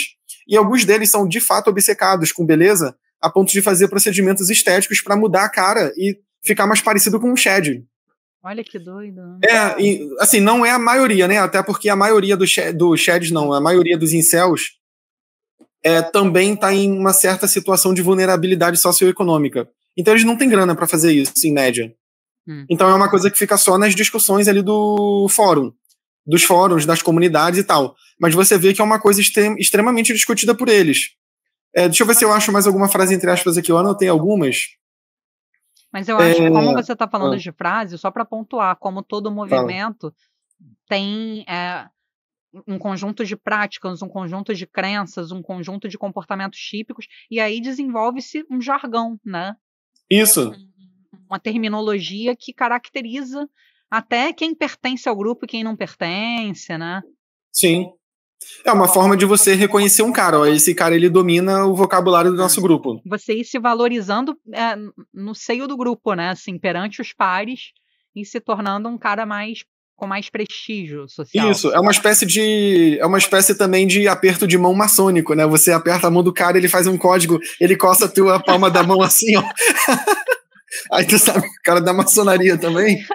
O incel não, tu vai reconhecer o incel porque ele fica usando os termos assim, o Shed, o não sei o quê. E aí você vai vendo, esse cara aí manja. Então, por exemplo, ó, tem outra coisa que eles discutem muito sobre quantas vezes por dia uma mulher deve transar com o parceiro para não parecer hipergâmica. Hipergamia é um termo que aparece na comunidade incel, mas também não é um termo criado pela comunidade incel. É um termo da literatura, hipergamia. Hipergamia, grosso modo, assim, eu sempre esqueço se é um termo que se refere só à quantidade de critérios que a mulher usa para selecionar o parceiro ideal ou se tem a ver com a quantidade de parceiros. Não, a hipergamia ela tem a ver com a exigência da mulher para acasalar, digamos assim. Então, a mulher é mais hipergâmica do que o homem nesse sentido. É uma outra forma de dizer que a mulher é mais seletiva. Entendi. Então, uma coisa que os incels eles discutem muito... Tem mais critérios, né? Tem mais critérios. É mais exigente, isso. Então, não basta ser só bonito, ser só inteligente, ou ser só... Exato, Então, uma coisa que os incels discutem é assim... Cara, pros homens, se a mulher for uma... E aí eu vou usar outro vocabulário de incel. Se a mulher for uma Stacy, já tá bom. Agora, pra mulher, não basta o cara ser um Ricardão. Ele tem que ser um Ricardão, ele tem que ser um cara... Ele tem que ser um Ricardão, ele tem que ser um... Gentil, inteligente, culto, educado, tem que dançar, ele tem que fazer esporte radical, ele tem que ter uma bundinha durinha, ele tem que... Mano, o cara tem que ser tudo. Mas sabe o que eu tava pensando? Então o Shed se ressente disso também, porque ele vê assim, cara, esse é um jogo que eu não posso ganhar. O Shed não, o Incel, né? O Incel, desculpa, o Incel vê isso e pensa, é um jogo que eu não posso ganhar. O Shed é o Ricardão. O Shed é o Cauã. O Shed é o cara pra quem o Incel, ele monta um altar pra ficar louvando e tentar ser igual a esse cara.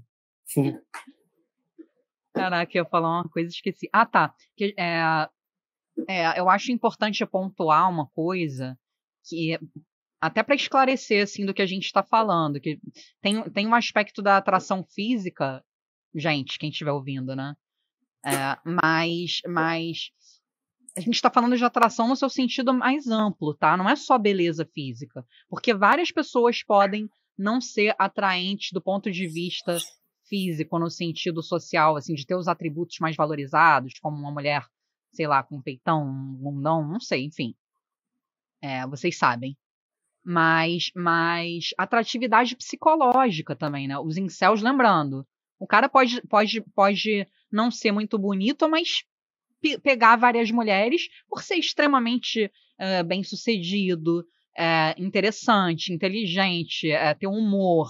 O incel não é só uma questão física, é isso que eu quero pontuar. É um cara esquisitão, é um cara com déficits sociais, com uma intensidade exacerbada de afetos negativos. Então, são uma série de falta de atributos positivos, digamos assim, que fazem com que ele não se torne atraente. Só para vocês não pensarem que é só uma questão de beleza física. Não. Não é disso que a gente está falando. Não é disso que a gente está falando. É óbvio que tem vários caras que fazem sucesso sem ser o estereótipo de beleza e tal, porque até como a gente está falando agora, as mulheres são hipergâmicas, então vários outros elementos entram para se considerar uma pessoa atraente no seu sentido mais amplo. Mas aí os incels, eles é como se eles fossem ruins em tudo, né? Assim, pontuassem baixo em tudo. É um conjunto. Exatamente, isso que eu ia falar. É um conjunto de é um combo. A gente não está falando só da parte física, né? Só para enfatizar isso. São pessoas que realmente se constrangem perante uma presença feminina, ficam muito inseguros, muito pouco confiantes, uma autoestima muito baixa, né? Sim. E o incel, ele também pontua isso, né? Os incels pontuam isso. A questão deles ali não é só que eles sabem disso. O que eu tô querendo dizer é que eles sabem disso, não é só porque eles são pouco atraentes fisicamente. É porque eles sabem que eles são muito fracos do ponto de vista do capital social necessário para atrair uma mulher. Exato, capital social é um termo o capital social. Que eu gosto. E aí, dentre esse capital social, não entra só o cara ser gentil e tal, não, mas entra também, que aliás é uma queixa do incel, né, que é, por exemplo, o nível educacional. O nível educacional, ele tá ligado ao quanto uma pessoa vai ser bem-sucedida profissionalmente. Homens menos bem-sucedidos atraem menos as mulheres. E o incel geralmente é um cara mal-sucedido. Exatamente. Só que o incel, ele reclama disso falando assim, as mulheres, elas são, em média, mais bem-sucedidas do que os homens. Aliás, esse é um dado curioso. As mulheres são, em média, mais bem-sucedidas do que os homens. As mulheres acham isso? Não, isso é um dado. É fato. As mulheres existem mais mulheres com ensino superior do que homens. Existem mais mulheres com mestrado e doutorado do que homens. E assim vai. Então, assim, os incels, eles se queixam disso por quê? Porque se as mulheres elas tendem a se atrair mais por homens que são altos, né, nesses atributos que eu acabei de enumerar, e elas também estão se tornando altas nesse atributo, elas criam um sarrafo ainda maior para os homens superarem. E vai ficando cada vez mais difícil chamar a atenção das mulheres, entendeu? Porque, assim, antes as mulheres, elas não estudavam, elas não entravam no mercado de trabalho. Então, digamos assim, era mais fácil para o homem desenvolver um capital social para ele atrair uma mulher. Só que agora a mulher não precisa mais do homem materialmente. Ela pode ela mesma se educar e estudar e ganhar o dinheiro dela. Isso é um ponto. E o incel, ele pensa assim, cara, eu já sou um cara assim. O incel, não, vou tentar fazer o papel do incel. Ele tá pensando assim, cara, eu sou feio, eu sou pobre, eu não tenho atributos psicológicos interessantes, eu não tenho ensino superior. Não tem carisma. Eu não tenho carisma, eu sou um cara retraído, isolado socialmente. Charme, né? São vários não sou carismático socialmente. Cara, eu não tenho nada que atrai uma mulher. Pra dificultar ainda mais, a mulher é mais alta do que eu em tudo, que eu deveria ser um pouquinho mais alto que ela pra chamar atenção. Cara, então é impossível. Então, eles entram, assim, isso não necessariamente é mentira. Esses dados que eu tô falando, essas informações que eu tô dando são dados. A questão é, o incel, ele é um cara que se sente extremamente ressentido com essa realidade. Extremamente ressentido. E isso alimenta ainda mais a ideologia misógina dele. O ponto que eu queria falar é que o movimento dos incels é um movimento emergente, né? É algo novo, digamos assim, né? Sim, não o pega ninguém. As pessoas podem falar, em outras épocas também tinha o pega ninguém, sei lá. Claro. Mas aí a gente está falando especificamente do movimento dos incels. Por quê? Porque é um movimento reacionário, eu sei que você não gosta muito desse termo, mas é um movimento reacionário que deseja a volta, o retorno a um passado idílico, idealizado, onde havia a hegemonia masculina, né? Ou seja, eles são adeptos, eles defendem a volta do patriarcado. Então, a ascensão feminina é um movimento relativamente novo, né? Teve a pílula anticoncepcional, que foi mudando, as mulheres até 100 anos atrás não votavam, né? Então foi pouco a pouco se solidificando em diversas frentes. As mulheres hoje em dia, como você até acabou de falar, né? Trouxe esses dados, eu nem sabia exatamente disso. É muito interessante. tem mais mulher com mestrado, mais mulher com doutorado. Você está afirmando com certeza isso. Sim. É um dado bem estabelecido. Interessantíssimo. Então é um movimento que tem ressentimento a isso, né? Que quer retornar a esse passado onde reinavam os homens.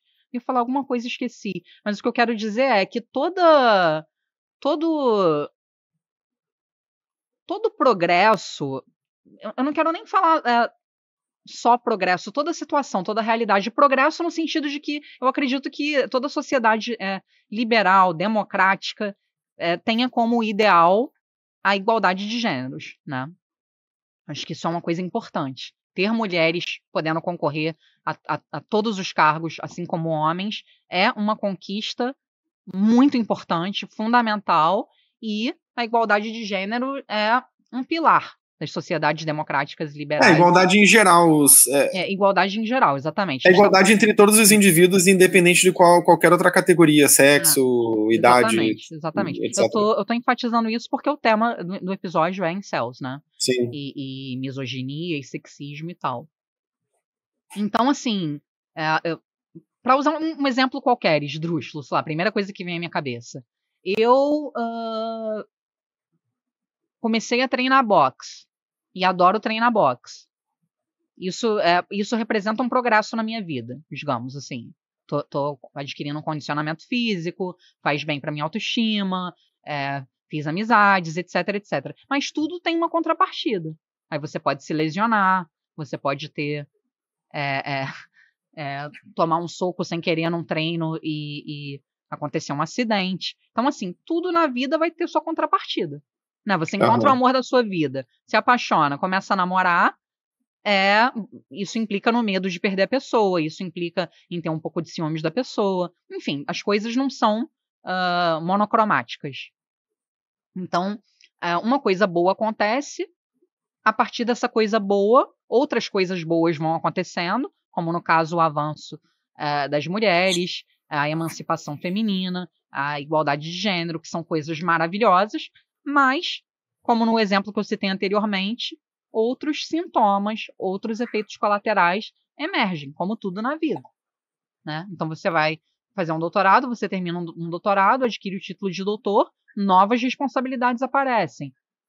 As pessoas vão ser mais exigentes com você porque você subiu na esfera acadêmica. E por aí vai. Né? Então, tudo vem com ônus e bônus. É isso que eu quero dizer.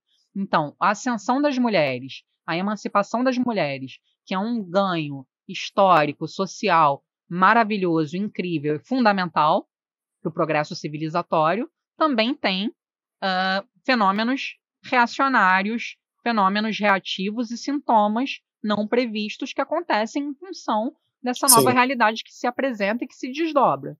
Então, o movimento incel é um movimento emergente, né? É um movimento que se caracteriza por uma reação contrária a esse progresso feminino, né?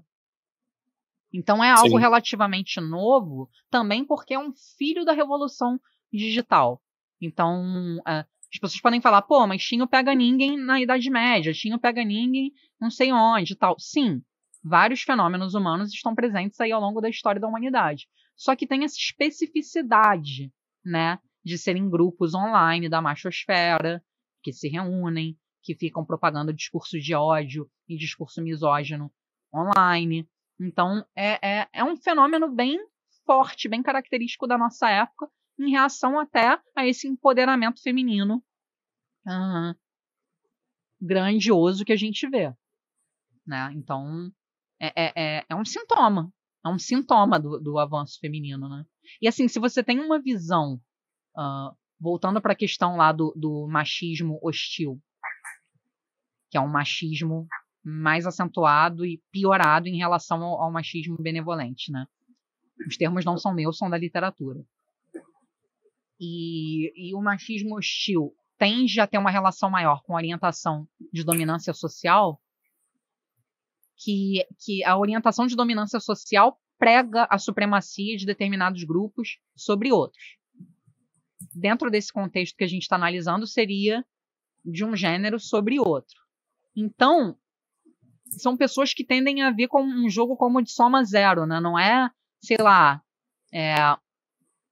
o sucesso das mulheres não vai ameaçar o sucesso dos homens, porque todo mundo pode obter sucesso na vida se batalhar por isso e se tiver também as condições ambientais e as oportunidades que permitam essa pessoa de alcançar sucesso. Não, a pessoa que tem a visão de dominância social, ela acha que o mundo é uma selva, é uma grande competição e que uns grupos estão tomando de outros e, portanto, uns grupos têm que massacrar outros. Estou falando de uma maneira simplista, só para facilitar para quem não conhece o conceito, né? Tem toda uma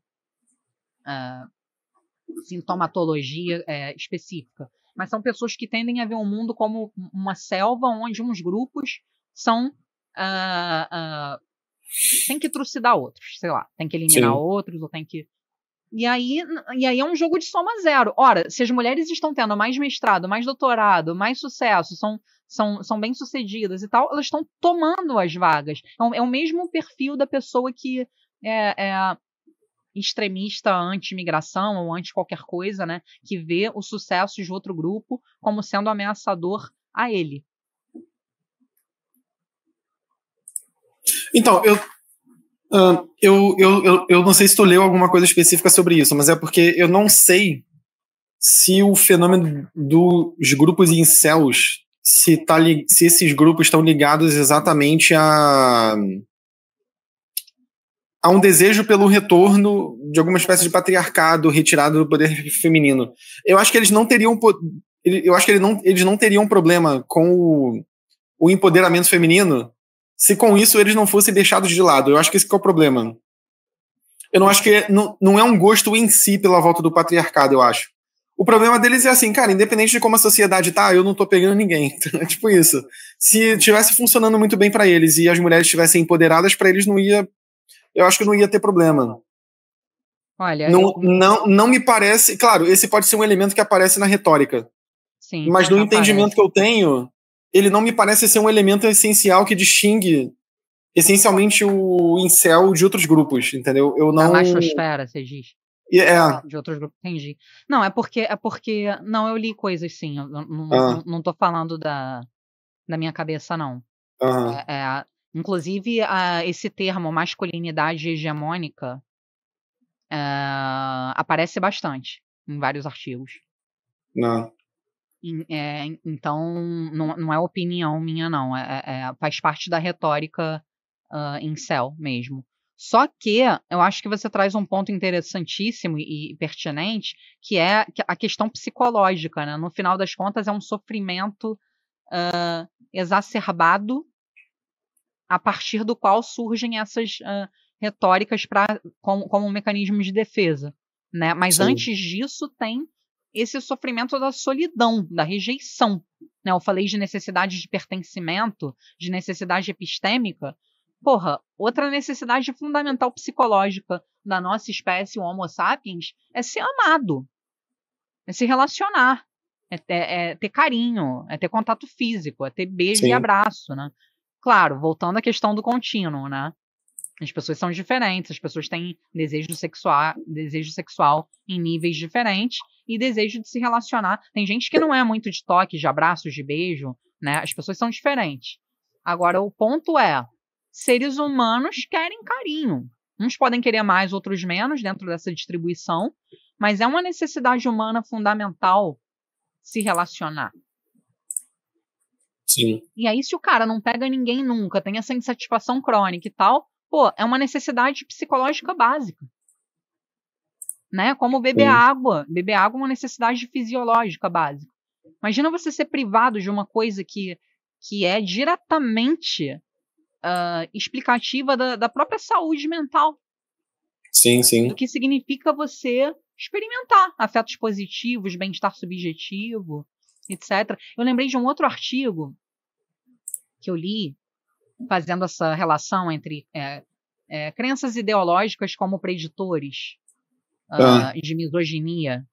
Nem estava falando muito de incel, não. Mas eu acabei esbarrando nesse artigo e falou um dado que eu achei muito interessante, que é colocando uma variável moderadora, que é estar ou não não era casado, era se relacionando, num relacionamento. Com certeza. Então, você tem predisposições psicológicas que podem te levar a se atrair mais por uma ideologia do que por outra, né? Como, por exemplo, o autoritarismo. Mas estar num relacionamento amoroso é moderador.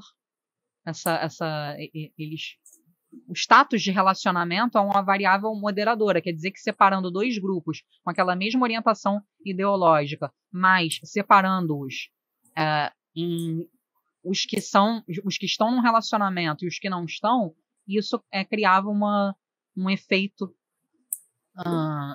de mediação importante, sabe? Sim. E também outra coisa que eu li interessante também que vai nessa mesma linha é de que homens divorciados, eu acho até que tem a ver com o que você estava falando antes da questão. Por quê? Não lembro agora algumas diferenças de homens e mulheres, agora eu esqueci. Mas enfim, que mulheres divorciadas sofrem menos do que homens divorciados, sabia? Que o homem tem uma necessidade maior média, tá, gente? Eu tô falando de médias. E depois eu posso te mandar o artigo, Felipe, porque caso você se interesse. Porque é um artigo que eu li hoje, mais cedo. Uhum. Falando nisso, nessa diferença intergênero, que mulheres muitas vezes experimentam até alívio, ou um bem-estar subjetivo psicológico após um relacionamento, no término de um relacionamento. E que homens divorciados e sabe aquela coisa do homem não se cuidar? Eu me lembrei agora até do meu fisioterapeuta, do meu ex-fisioterapeuta, que ele me falou um dado que aí não vem de estudos empíricos e foi a percepção dele, né, com os pacientes que ele tem, mas de que mulheres se cuidam muito mais. Então, isso é fato. Um homem se cuidando é porque a mulher marcou a consulta para ele, porque a mulher insistiu, meu amor, vai fazer. E as mulheres não, elas vão e se cuidam mais. Inclusive, mulheres têm mais longevidade, né? Não, esse é um dos motivos pelos quais a expectativa de vida masculina é maior entre homens casados. É um dos motivos. Então, esse é o ponto. Esse é o meu ponto. Então, você imagina, você é um incel. Isso vai influenciar no seu estado psicológico de modo geral, né? Sim. Gente. Isso daí é uma coisa que eu tenho certeza que alguma feminista vendo esse programa vai falar assim, mas você está... Como é que se fala? Tá endossando estereótipos de gênero. Cara, assim, mas esse estereótipo é extremamente verdadeiro, felizmente ou não. De fato, num relacionamento, a pessoa que cuida mais e faz esse papel que você mencionou como exemplo da pessoa marcar a consulta do cônjuge. Quem faz isso geralmente pelo outro é a mulher que faz pelo marido.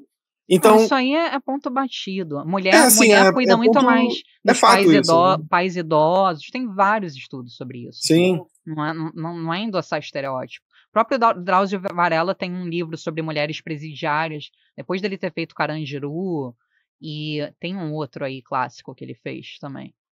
Dos como é que é o nome, gente, dos caras que tomam conta da prisão? Carcereiros. Dos carcereiros. Deu até uma série disso. O terceiro foi sobre mulheres. E ele falou que o primeiro ponto que mais chamou a atenção dele foi a ausência de visitas masculinas no presídio feminino.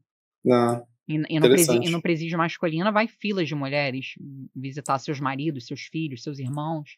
Então, assim, isso daí da mulher cuidar mais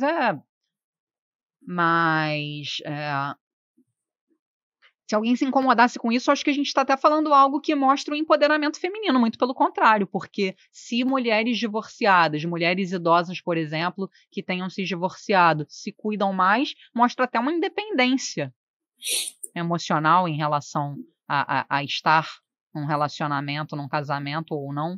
Eu acho que tem até um aspecto positivo valorizando as mulheres, né? Uma independência. Se o cara precisa da mulher para marcar a consulta, é uma dependência. Se não marcar consulta sozinho, vai fazer com que ele se cuide menos, que ele viva menos, se não tiver uma esposa, isso é um sinal de dependência. Então, eu vejo isso até como valorizando as mulheres, e não desvalorizando. Aham. Mas é isso, o que mais que a gente pode falar? Deixa eu ver. Então, tem alguns dados interessantes que eu acho que vale a pena mencionar, não deu muito tempo da gente entrar nisso na conversa, mas vale a pena a gente mencionar, ó. Peraí que eu anotei aqui, deixa eu. Só para eu quero citar os números. Por isso que eu anotei. Ó, então, no início dessa live a gente começou meio que combatendo a ideia de que o fenômeno do incel está de alguma forma ligado ao fenômeno da psicopatia. E aí eu vou dar uns dados concretos agora que mostram que não tem uma coisa a ver com a outra. Ó. Deixa eu só colocar. Eu não tô achando aqui agora, eu não tenho um monte de coisa para falar os números, mas aí como tá meio embolado, eu não tô achando. Mas ó, o que eu lembro a gente falando no off, a gente até especulou que eu acho que eu falei isso, que talvez os incels eles não sejam psicopatas. É relativamente claro para quem estuda isso que incel não é psicopata, mas que eles poderiam ser altos em Dark Triad, por exemplo. Eu já vi gente falando isso também. Eu não tinha lido estudos falando sobre, mas eu vi um estudo, pelo menos, que mensura isso. Tem uma escala que mede o quanto sei lá, tem uma métrica lá, o quanto você é incel. Sei lá, de 0 a 10, por exemplo. É uma escala com vários itens e ele vai mensurando através de vários parâmetros. Misoginia, crença em ideologias extremas e por aí vai. Autoestima, um monte de coisa. E aí, os resultados desse estudo mostram que os incels, eles não são altos na Dark Triad, eles são menores. Eles têm menos níveis de narcisismo, psicopatia e maquiavelismo. Então, assim, mais um indício aí de que uma coisa não tem nada a ver com a outra. É o que a gente estava falando, né, desde o início. Exato, a gente falou isso no início. Eu só lembrei aqui porque eu anotei, tem um artigo sobre isso de fato mesmo. Então, não é nenhuma coisa que a gente está deduzindo do que leu. De fato, tem estudos que vão na direção contrária. Tem outros. Isso é muito claro, por exemplo, se há níveis exacerbados de ansiedade, de ideação suicida, de depressão. Isso é o contrário, na verdade, da Dark Triad. O psicopata ele é frio. Não vai experimentar Sim. ansiedade. Exatamente. Pelo contrário, ele vai ficar excitado, né? Do ponto de vista não sexual, eu tô me referindo, excitado, assim, na adrenalina.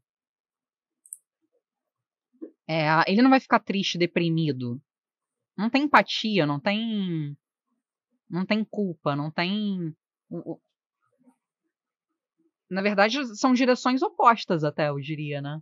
Como no caso do assediador que eu falei que vai passar a mão na bunda da mulher e tal. É aquele cara que não tá nem aí. Não vai ficar intimidado. Mas pode continuar com os dados que você ia falar. Então... agora sobre a associação direta entre os incels e a violência, né? Parece que tem dados mostrando que 80% dos incels rejeitam estratégias de violência direta. Então, eles não são agressivos exatamente. Eles não são agressivos e não endossam comportamentos agressivos. 80%. E eles também, quando eles apoiam atos agressivos de outros incels, geralmente eles fazem isso no plano simbólico. Eles não transformam esse apoio, de fato, num comportamento agressivo.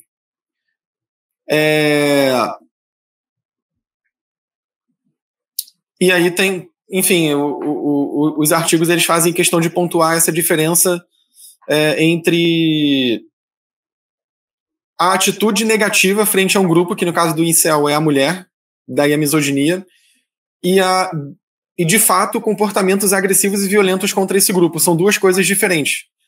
Elas, de certa forma, elas predizem, uma prediz a outra, né, claro. Para você ser agressivo contra um grupo, é porque você tem uma atitude negativa frente a ele, claro. Mas essa associação, ela não necessariamente é alta. Então, não necessariamente você ter uma atitude negativa contra um grupo de mulheres ou de qualquer outro leva à agressividade direta. Então a gente exatamente, não tem uma relação necessária, nem óbvia, nem forte entre uma coisa e outra. E aí tem dados também mostrando que os incels são menos propensos ao estupro do que a média. Cara, isso é bizarro. Os incels se mostram menos propensos ao estupro do que a média dos homens. Olha que coisa. Isso, assim, com isso eu não tô querendo dizer, os incels são bonzinhos e tal. Não, eu não tô dizendo isso. A baixa propensão do incel ao estupro, ela é uma consequência do fato de que os incels têm baixa libido. E eles têm baixa disposição a se engajar em relacionamentos tanto de curto prazo quanto de longo prazo. Então eles são pessoas com problemas relacionais graves, né? Exato. E crimes sexuais estão muito associados à Dark Tríade. Sim. A você... E aí, assim, tem algumas hipóteses. E aí, o que a literatura discute?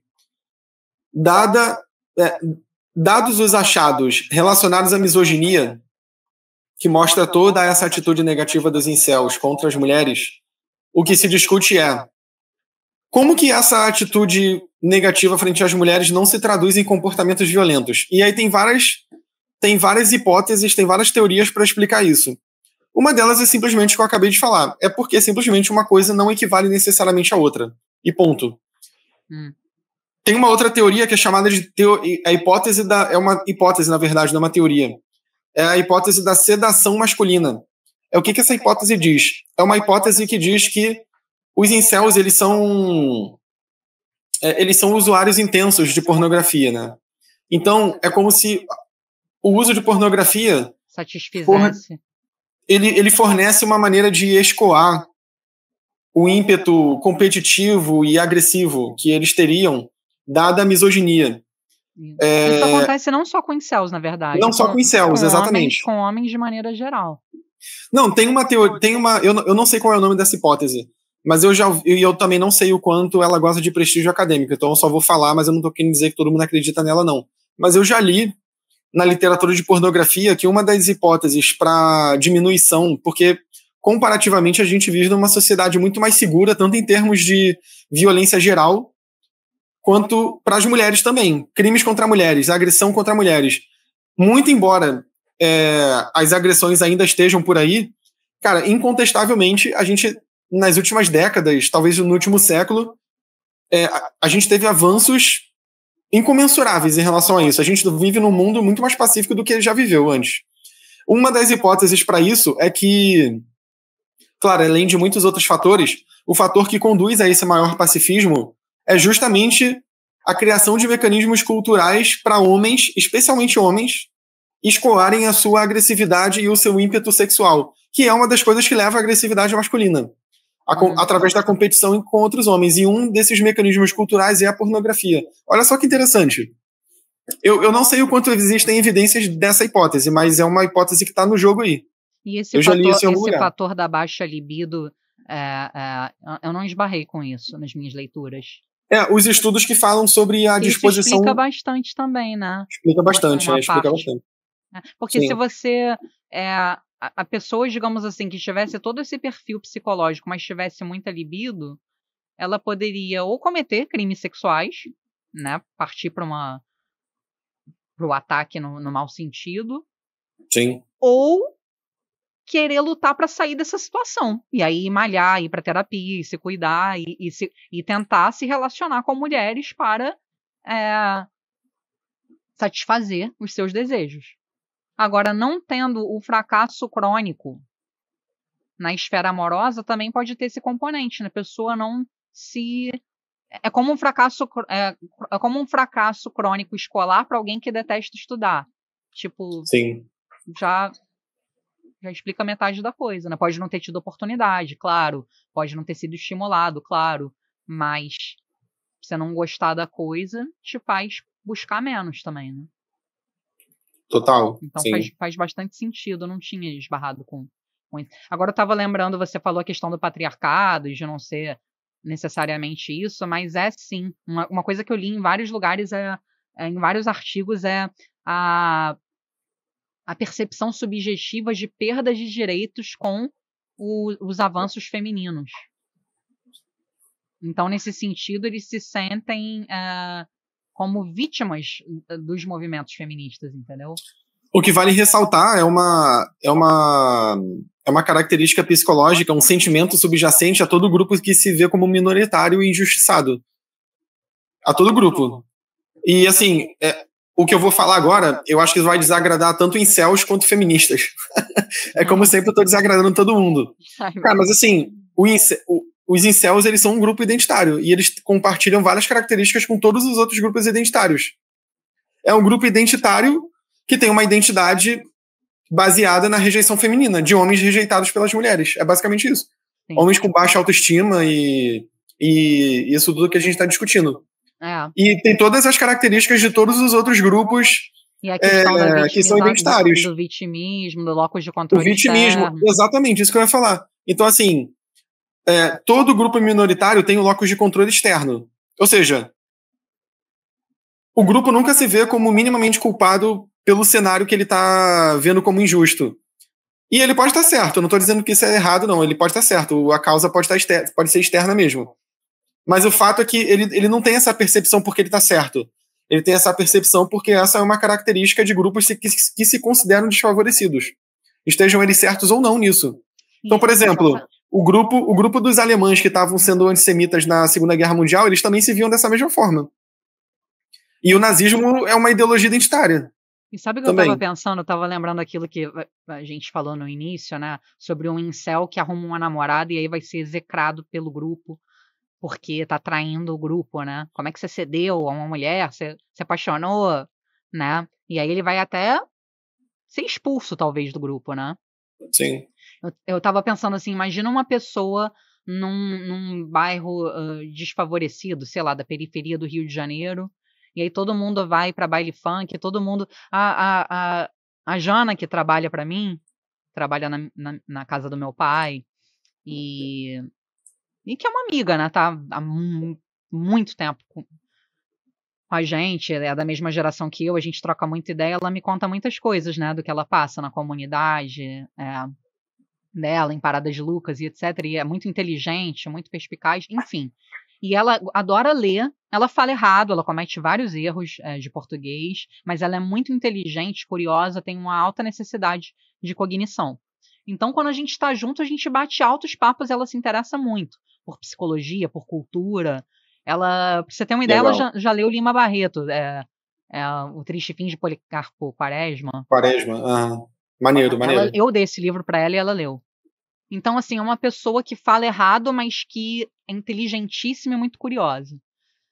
E ela me falou que várias pessoas acham ela metida lá na comunidade dela, assim, quando ela tá sentada lendo, quando ela tá... não quer ir pro baile funk, sei lá, não quer ficar quieta, é mais recatada, é mais quieta. Então, por que eu tô falando disso? Que, às vezes, uma pessoa que ascende socialmente de um determinado grupo social vai estudar, cresce na vida e tal. Pensa em 5 irmãos, só um estudou pra caramba e acabou fazendo doutorado no exterior, sei lá, e tem uma carreira brilhante, aí vira o rico da família, digamos assim, né? Pra dar uma caricaturada. Muitas vezes vai ser visto como chato, como nerd, como sei lá o quê, né? Então aquela retórica do vitimismo, como você estava falando, né, que é muito presente em vários grupos sociais, acaba se fortalecendo a partir disso, né, de depreciar quem saiu desse círculo vicioso, né? Exato, sim.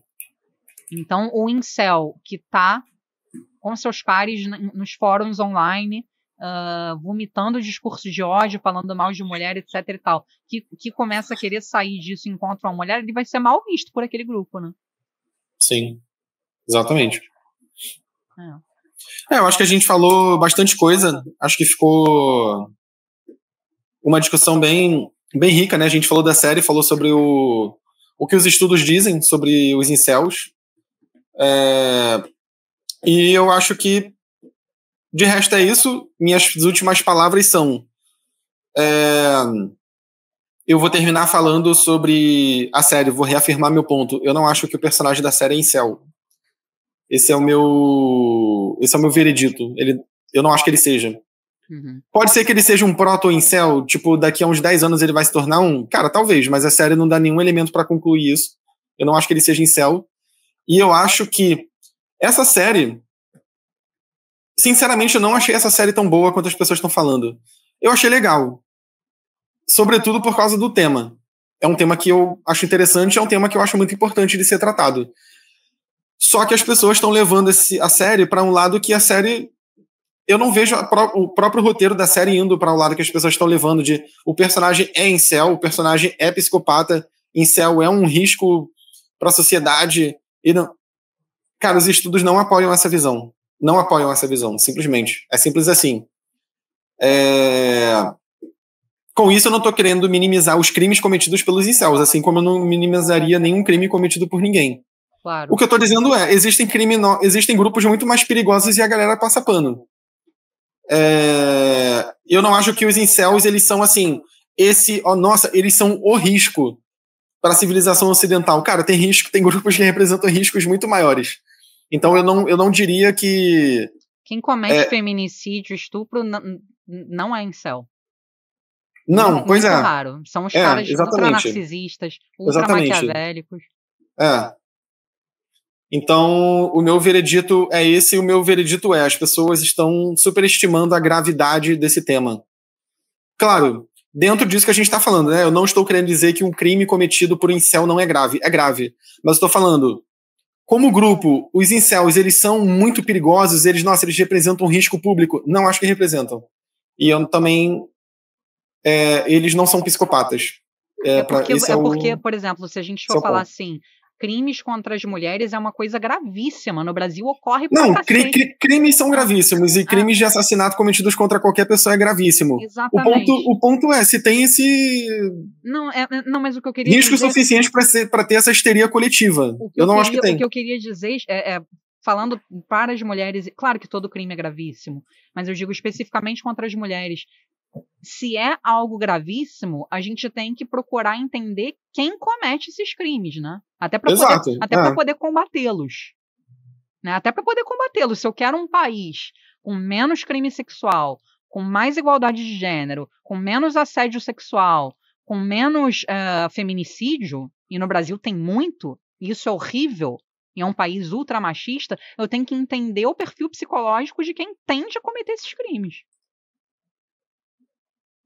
E o perfil psicológico de quem tende a cometer esses crimes não converge com o perfil psicológico de incels, que é muito mais relacionado a homens ressentidos e mal amados e cheios de questões psicológicas graves que podem cometer, inclusive, suicídio com maior probabilidade do que homicídio. É um problema de saúde pública e são seres que alimentam autopiedade, inclusive. Então, os crimes contra as mulheres que são gravíssimos são cometidos por outro perfil psicológico, que a gente poderia até fazer outra live ou outro episódio a respeito. Então, já para concluir, né, você puxou essa conclusão, eu acho importante a gente ir para além dos estereótipos no final das contas, né? Exato. Então, há um estereótipo veiculado na mídia que não corresponde ao que dados empíricos mostram. E claro que o problema é sério, é grave, qualquer tipo de comunidade que alimente discurso de ódio, misoginia é uma coisa seríssima, mas há um estereótipo deformado. Né? Eu acho que isso é importante ressaltar. E uma informação também que eu acabei esquecendo, que eu acho até que ficaria melhor no início, mas... foi. Já foi. Mas que a gente está aqui espontaneamente trocando essa ideia, que o termo incel foi cunhado por uma mulher, né? Boa, interessante. A gente não falou disso no início, de fato, foi cunhado por uma mulher. E inicialmente era um movimento inclusivo.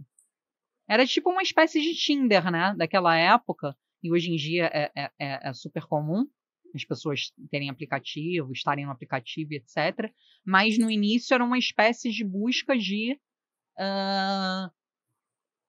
unir pessoas com problemas, com dificuldades relacionais, para que elas pudessem encontrar seus parceiros ou parceiras. Então, inicialmente, de um ponto de vista histórico, era um movimento inclusivo. O objetivo era criar uma comunidade que pudesse facilitar o contato de pessoas com dificuldade de se relacionar. Hoje todo mundo tem Tinder e o Tinder tem esse papel, mas o Tinder vai além desse papel, mesmo pessoas que não tenham dificuldade, porque a gente está em plena revolução digital, então é natural que as pessoas busquem também, como busca emprego, como busca... A gente tem o nosso projeto Garagem Psi online e tudo mais, as pessoas também buscam encontrar pessoas para sair, então não necessariamente são pessoas com dificuldade que estão no Tinder, mas originalmente era uma proposta de unir pessoas com dificuldade para que elas pudessem encontrar seus pares e ser um facilitador. Só que,